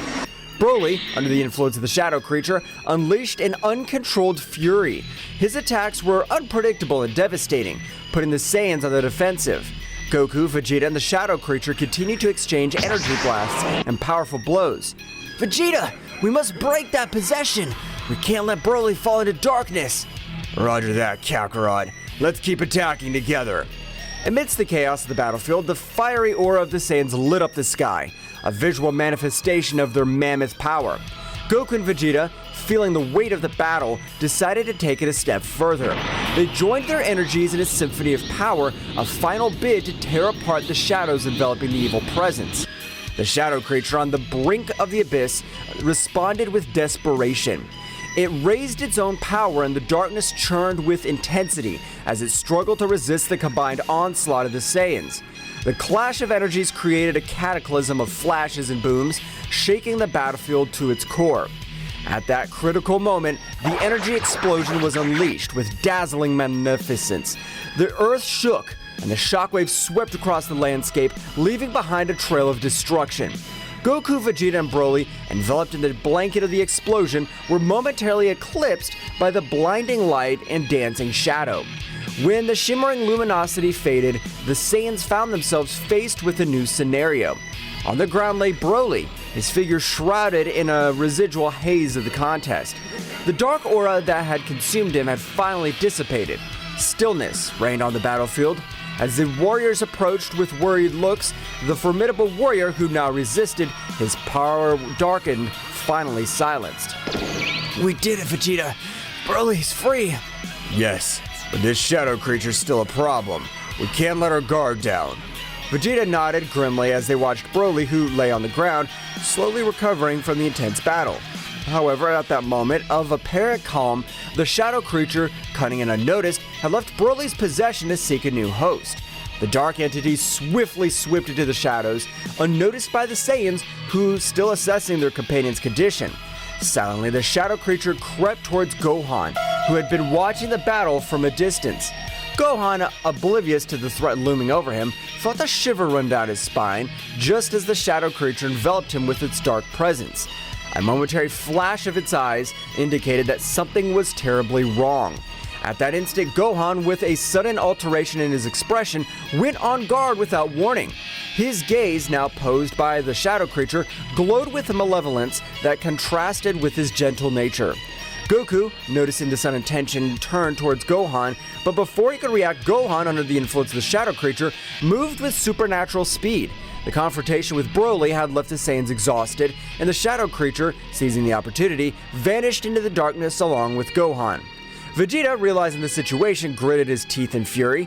The threat persisted, and now Gohan, a valuable ally, was in the hands of the shadows. Goku and Vegeta, despite their exhaustion, prepared for a new confrontation, aware that the battle had not yet come to an end.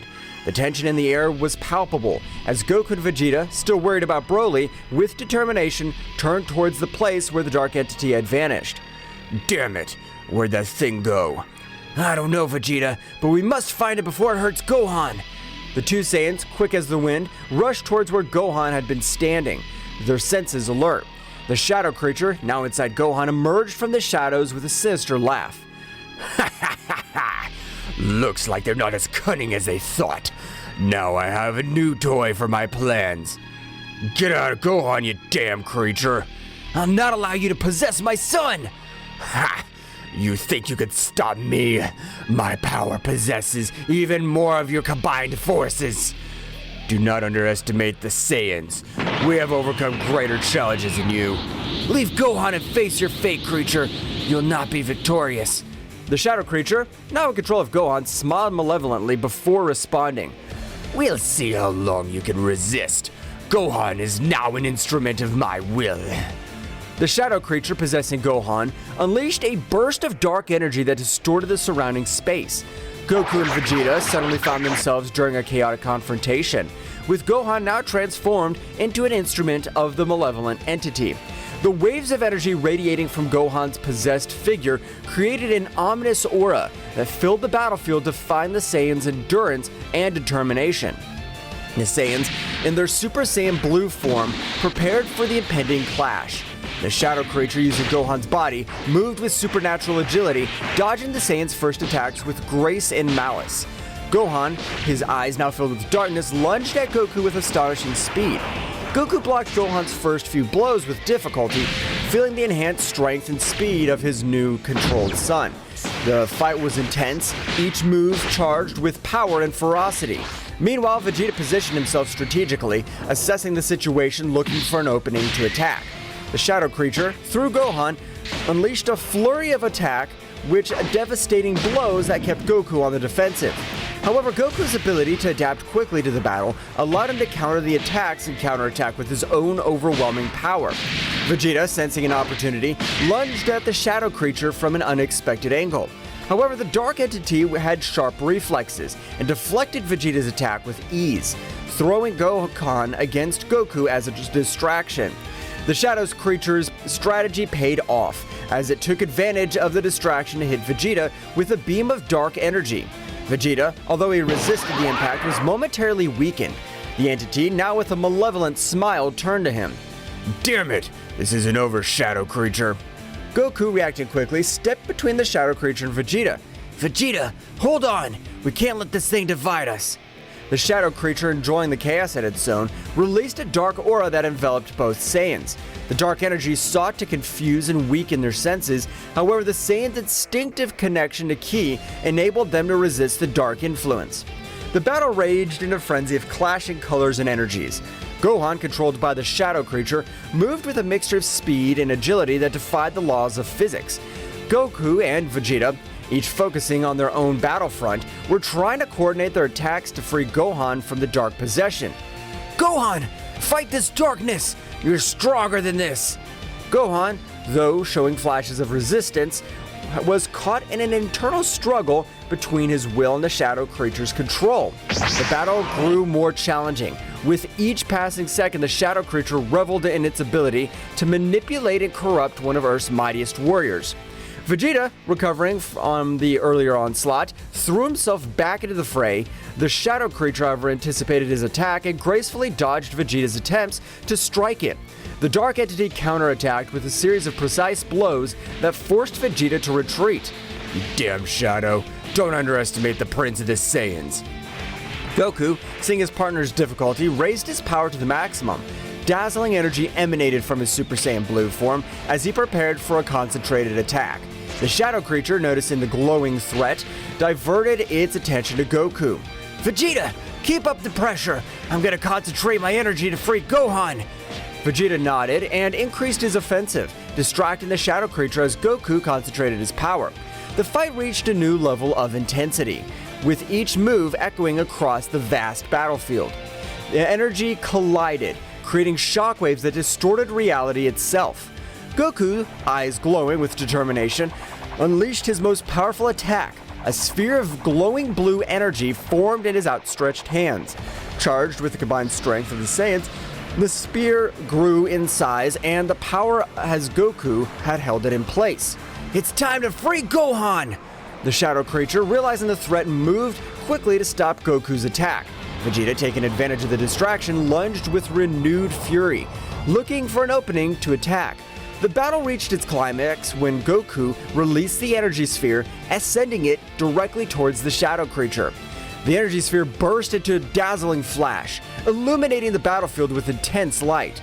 Shockwaves swept through the darkness as Goku's purifying energy sought to free Gohan from the shadow creature's possession.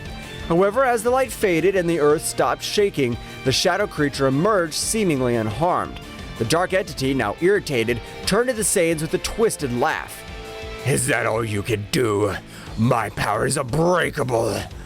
Goku and Vegeta, despite their exhaustion, prepared for the next assault.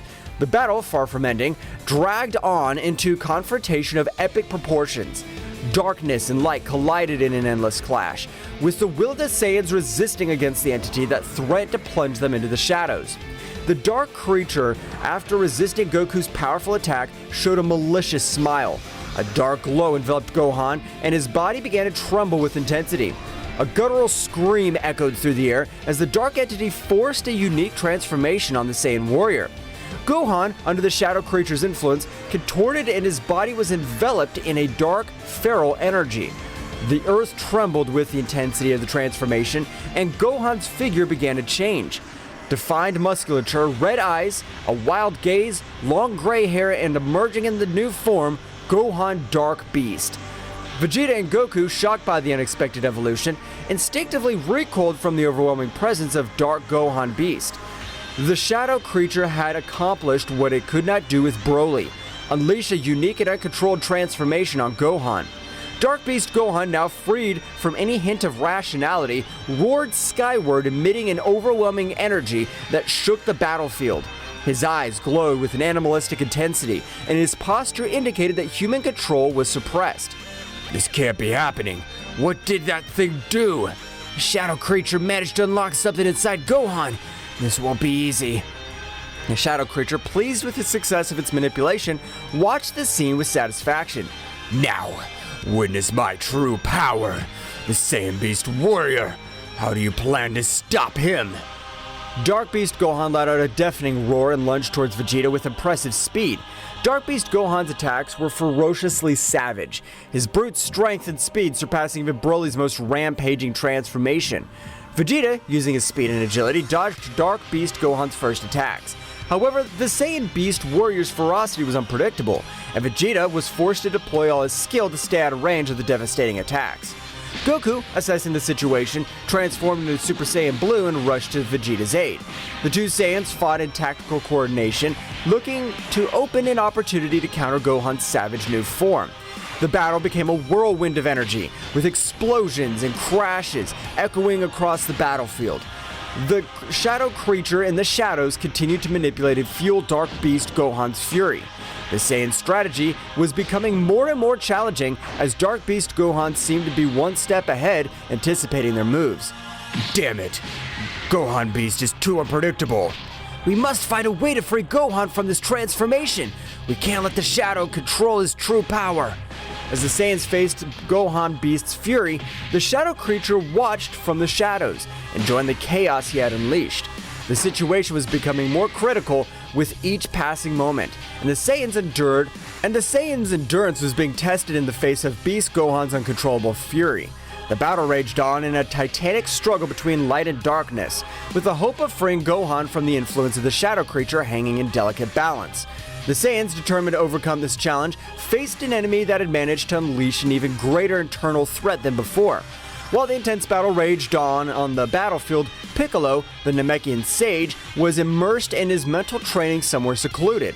His concentration was so deep that he could feel an abrupt shift in ki, a disturbance that reverberated through space and time. A shiver ran down his back, indicating the gravity of the situation. Something's not right. The Namekian instantly stood up, his cloak billowing as he focused on the direction of the glowing chaos. The power he felt was not just brute force. It was an amalgam of dark energies that seemed to defy the very essence of reality. Wasting no time, Piccolo prepared to approach this side of the conflict. Back on the battlefield, Goku and Vegeta fought valiantly against Dark Beast Gohan, who moved with uncontrollable ferocity under the influence of the shadow creature. The dark entity, sensing Piccolo's arrival, smirked. Looks like we have a new guest. This just gets more interesting. Goku and Vegeta focused on Gohan Beast, noticing Piccolo's presence as he appeared on the battlefield with a serenity that contrasted with the surrounding chaos. What happened here? What have you done with Gohan? That shadow thing possessed Gohan and transformed it into a wild beast. We can't free Gohan this way! The shadow creature manipulates his power in unimaginable ways!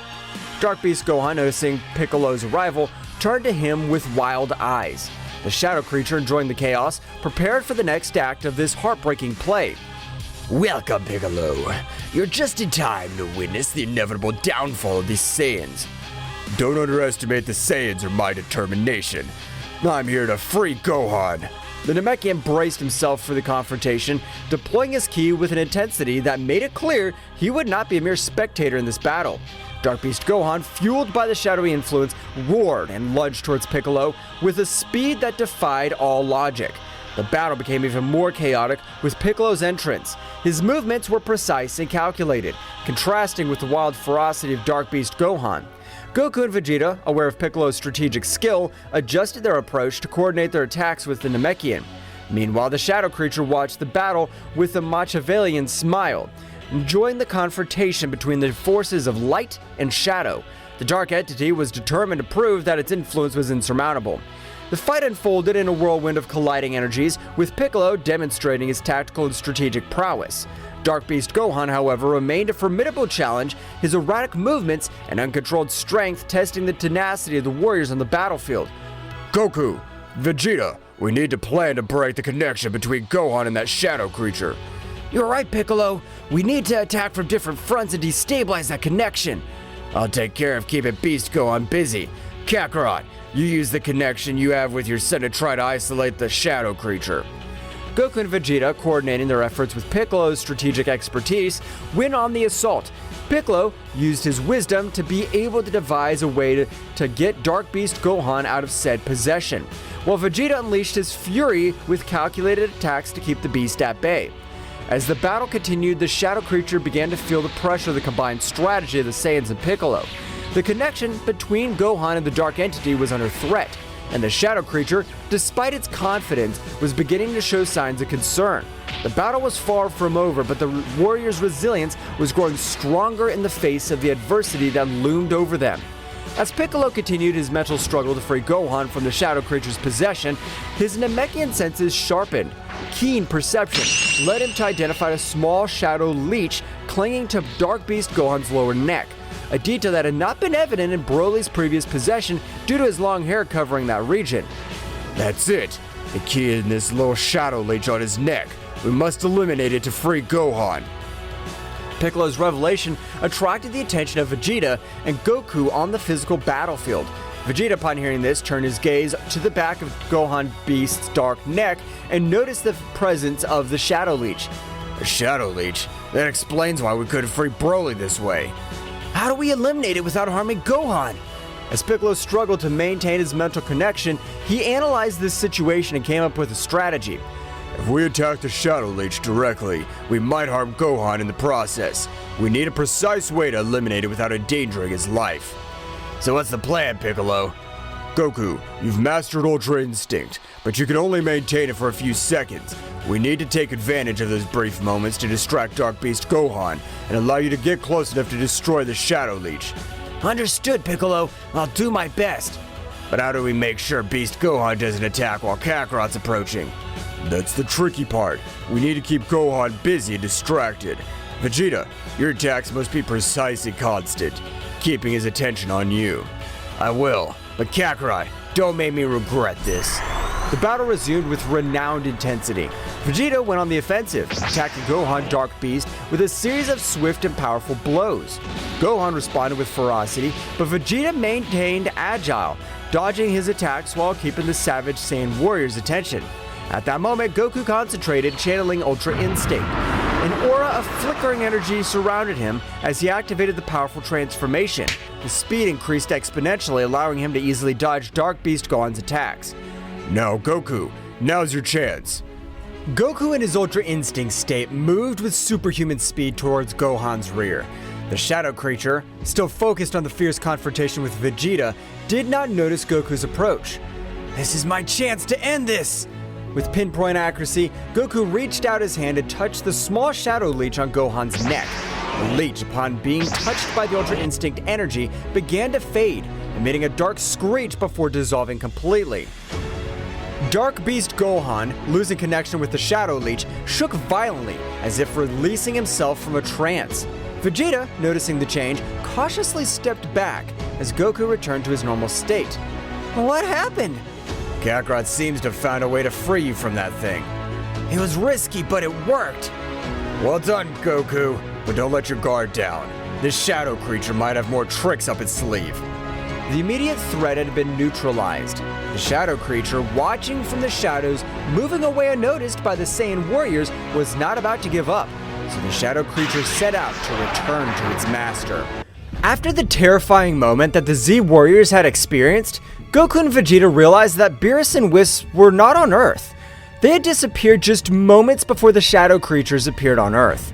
This is because Daishinkan discovered that Zeno-sama had been killed by his father and immediately summoned all the angels and gods of destruction.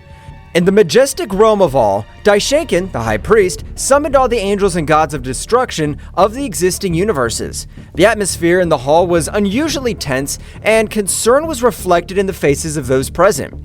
Daishinkan, with his usual calmness, prepared to share the disturbing truth he had discovered. Angels and gods of destruction, the time has come to face a powerful truth. Zeno-sama, our beloved king of all, has been slain. Silence fell over the hall. The angels and the gods of destruction exchanged looks of disbelief and dismay.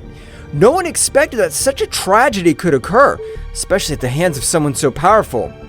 My investigation revealed that the one responsible for this abominable act was Zeno-sama's own father. The news resounded like a somber echo in the room. Everyone present processed the shocking revelation. The omnipresent figure of Zeno-sama, the supreme deity, had been shattered by his own protagonist. Mohito, Sidra's angel, spoke in a worried voice. How is it possible that a being as powerful as Zeno-sama's father could have committed such an act? That is a question for which I still have no answers. But now we must face the consequences of this event. The stability of the multiverse is in danger. Arak, the god of destruction of Quitella, asked, "And what measures will we take in the face of this threat? What'll happen to the throne of Zeno-sama?" That is a question we must discuss and resolve. For now, the throne remains empty, and our duty is to maintain peace and balance. But before we make hasty decisions, we need to fully understand the magnitude of this situation. Beerus and Whis prepared to inform the gods of destruction and angels of all universes about what they had witnessed while on planet Earth with Goku and Vegeta. The hall of the realm of everything was filled with celestial beings, each one expectant and worried about the news they were about to receive. Attention everyone! We have crucial information to share about the events that have been unfolded. Before we are summoned here, the father of Zeno-sama appeared on all the planets of the multiverse. Surprise was reflected on the faces of those present. Murmurs and whispers filled the room, as the gods of destruction and angels exchanged looks of disbelief. His visit was not simply to report the death of Zeno-sama. he announced the holding of the tournament that would determine the survival of the planets in each universe. Additional rumors filled the room, creating a constant buzz of concern. The gods of destruction and angels wanted to understand the implications of such an announcement. He informed the rules of the tournament and the intentions behind such a competition, but it's necessary that we all work together to get answers and face this threat. It is time to join forces and overcome this crisis. The fate of our universes is at stake. As the gods and angels absorbed the gravity of the situation, in every corner of the hall of the realm of everything, conversations and plans were brewing to confront the mysterious tournament that threatened to upset the balance of the multiverse. Uncertainty hung in the air, but the determination of the divine beings was determined to face the unknown that lay ahead. In the Hall of Everything, Daishinkan, the High Priest, sensed the imminent arrival of extremely powerful entities heading for the different planets of the multiverse. His face reflected seriousness as he prepared to inform all the angels and gods of destruction present of the coming threat. Gods and angels of destruction, the time has come to face a new and challenging threat.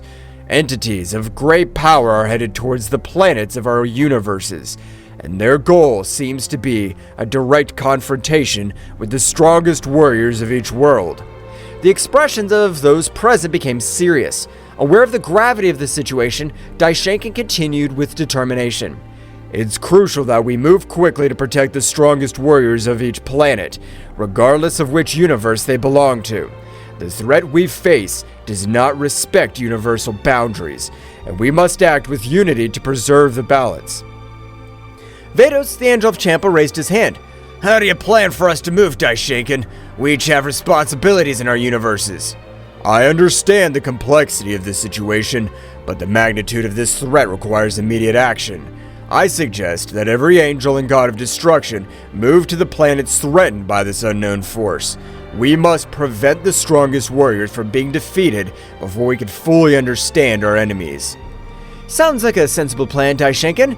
If we all work together, we can protect our warriors and gain more information about these powerful entities. Each angel and god of destruction nodded in agreement, accepting the need to act immediately. They moved quickly to the various planets, casting aside universal barriers in a joint effort to safeguard the multiverse. May the wisdom and power of each of you guide this effort. Let us not underestimate this new threat. Our duty is to protect the existence of our universes. With those words, the angels and gods of destruction dispersed, leaving the Hall of All in preparation to face a challenge that transcended universal boundaries and demanded the collaboration of all divine beings. Uncertainty hung in the air, but determination to preserve the balance of the multiverse guided the powerful beings in their joint mission. The angels and gods of destruction quickly teleported to the threatened planets, each determined to protect the strongest warriors on the various planets. In the blink of an eye, the skies lit up with flashes of divine energy as Iwamo and Ewin, Cognac and Quintella, Matanu and Geen, Whis and Beerus, and the other angels and gods of destruction headed toward their assigned destinations.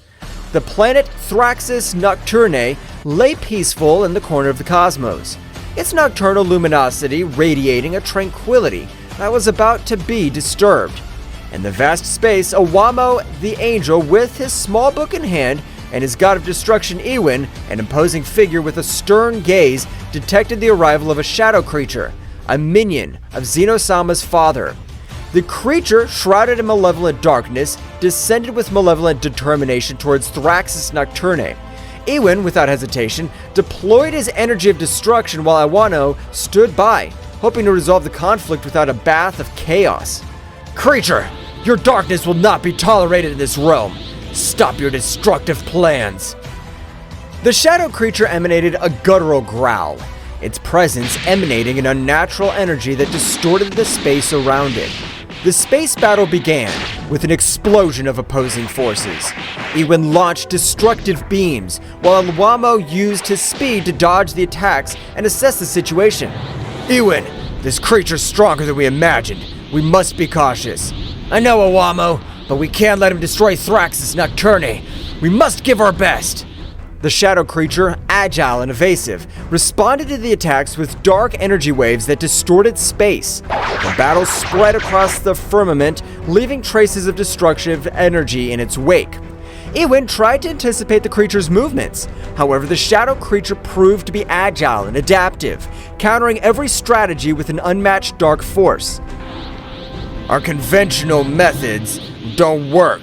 Iwin, we need to combine our forces. I agree, Awamo. It's time to show them the true power of destruction. Awamo and Iwin merged their energies, creating a flash of light that defied the surrounding darkness. The shadow creature, perceiving the threat, intensified its own energy, generating a collision of cosmic forces that shook space itself.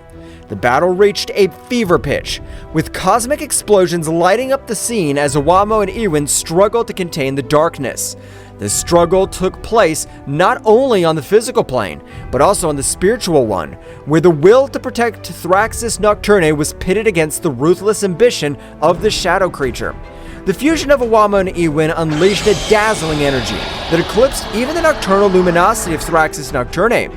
The gold and violet glow enveloped the divine couple as they prepared to face the dark threat looming over the peaceful planet. It's time to show the true extent of our power, Awamo.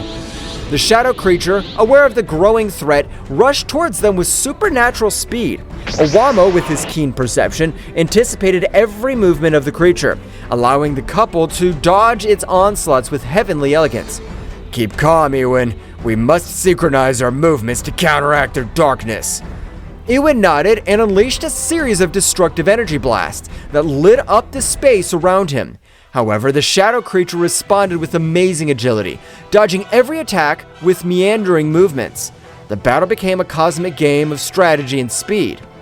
The angel Awamo and the god of destruction Iwin soon realized that in order to defeat this entity, they would need a coordinated attack that transcended the limits of their individual abilities. In a moment of perfect timing, they unleashed a gale of combined energy. Awamo channeled the energy of destruction while Iwin released violet flashes of destruction.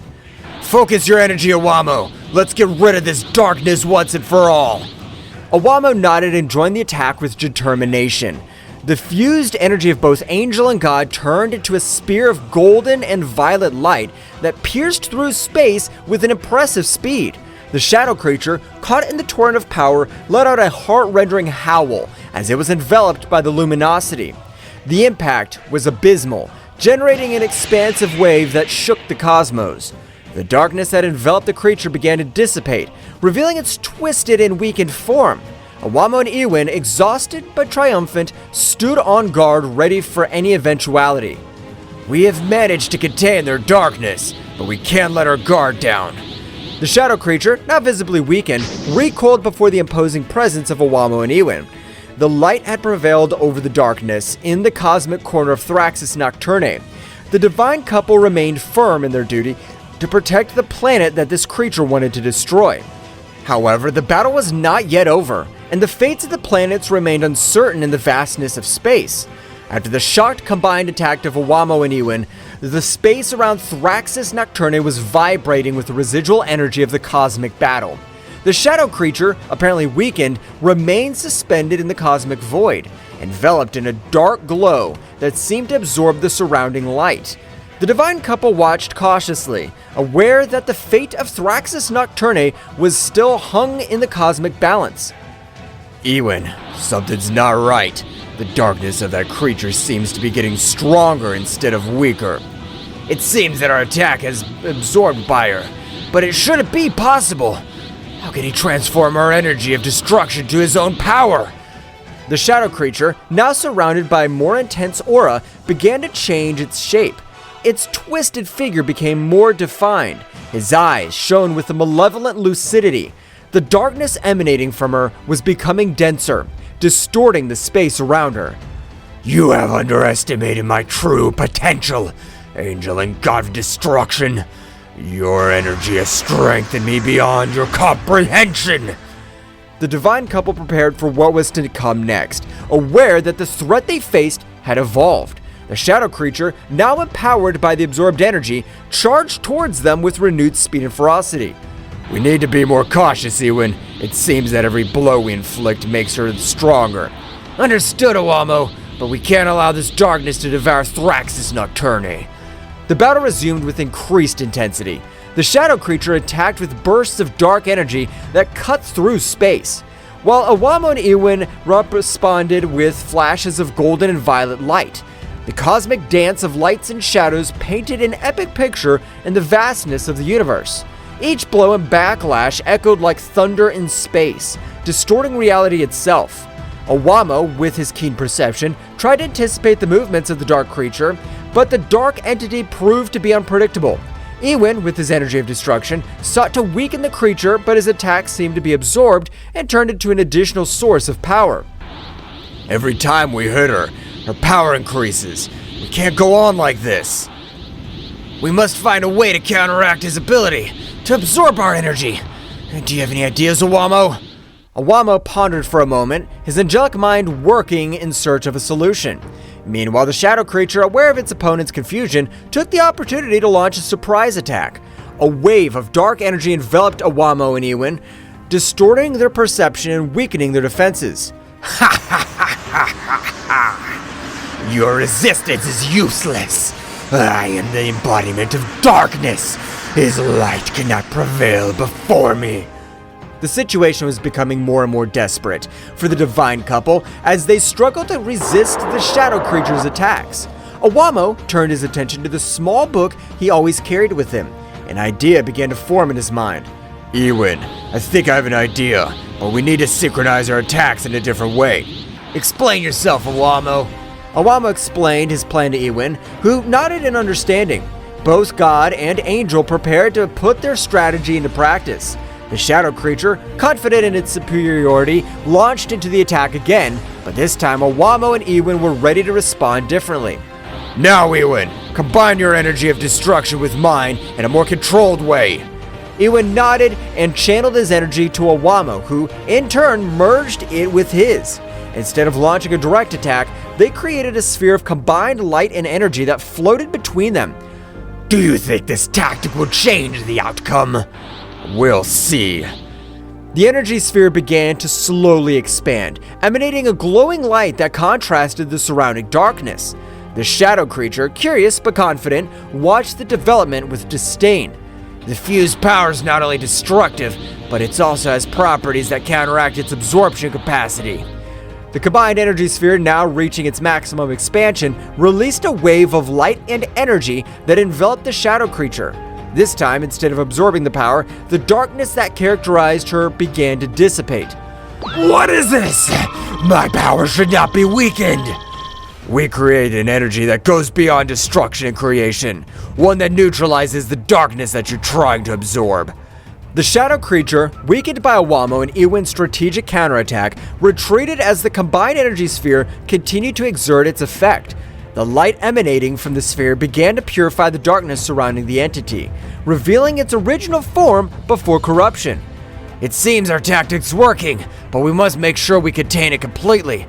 We can't let our guard down. Let's continue with the strategy until the creature's completely neutralized. The space battle continued, but this time Owamo and Ewin had the upper hand. His sphere of combined energy continued to exert its purifying effect, dispelling the darkness that threatened Thraxis Nocturn. With each passing moment, the shadow creature grew weaker. The light of hope began to shine in the corner of the cosmos that was once on the verge of destruction.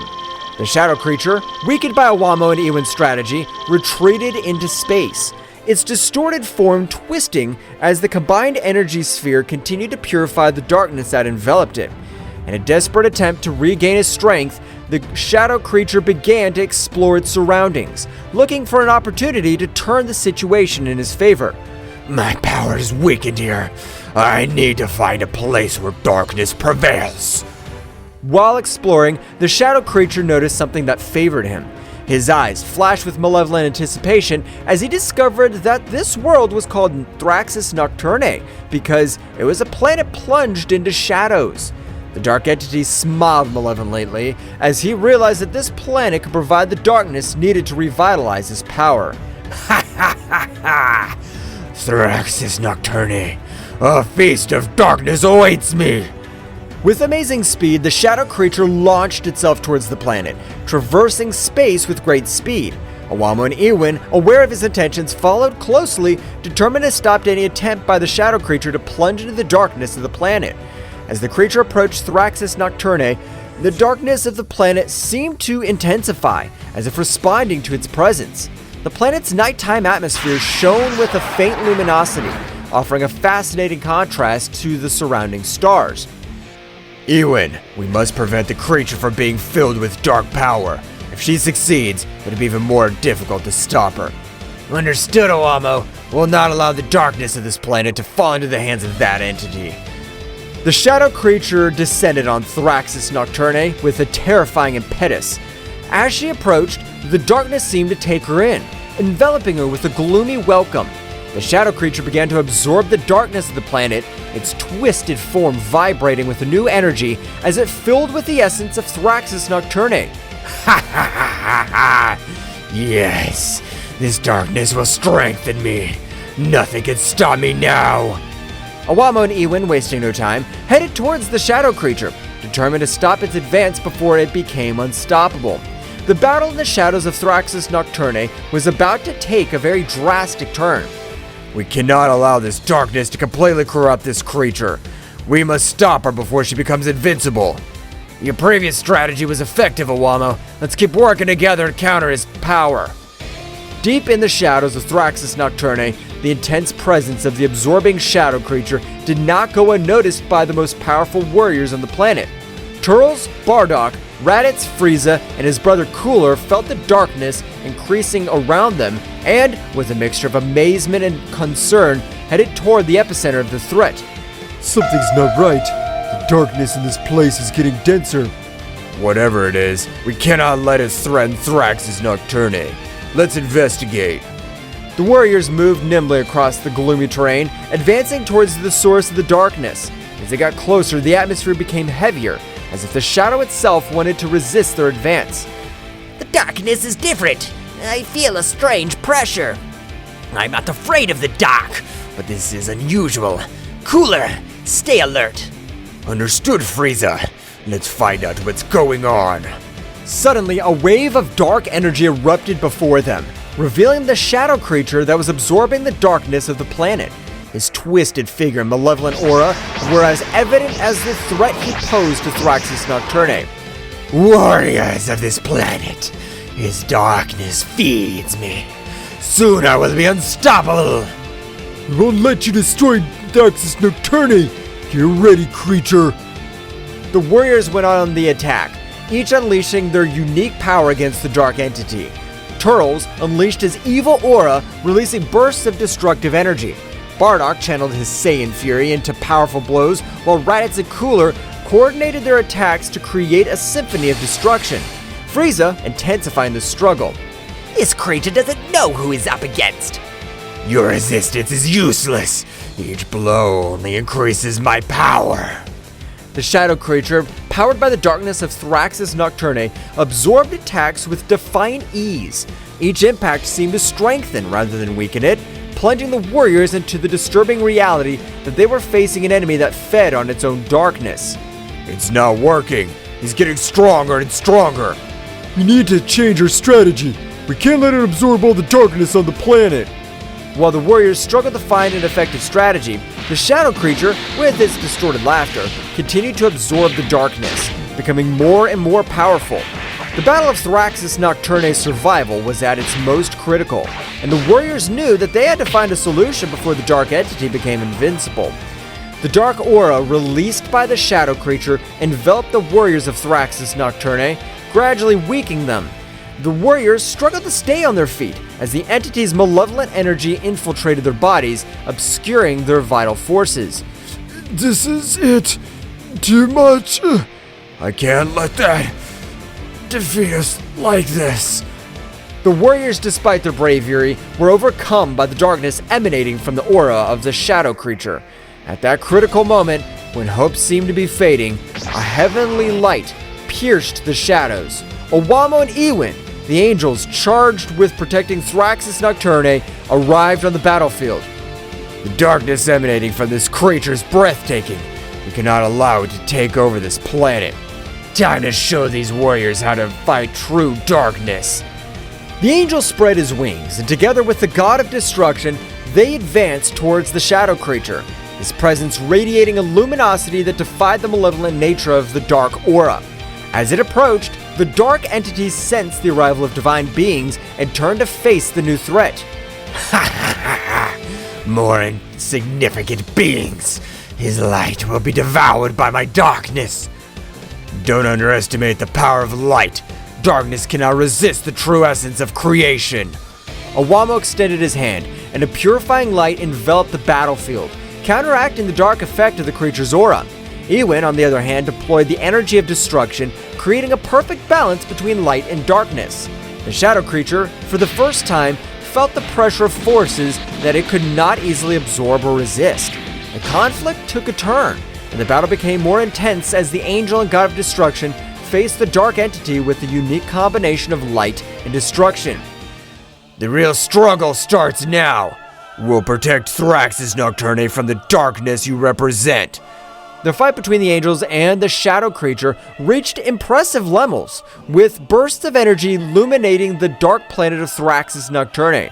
Meanwhile, the warriors, freed from the debilitating effects of the dark aura, watched the fight, hoping that their planet would not be destroyed. Well, guys, this is all for today's chapter. I hope you liked it and it was to your liking. Now, don't forget to leave your powerful likes, Supreme God level, comment, and subscribe. Now, without further ado, see you in a new video. Until next time.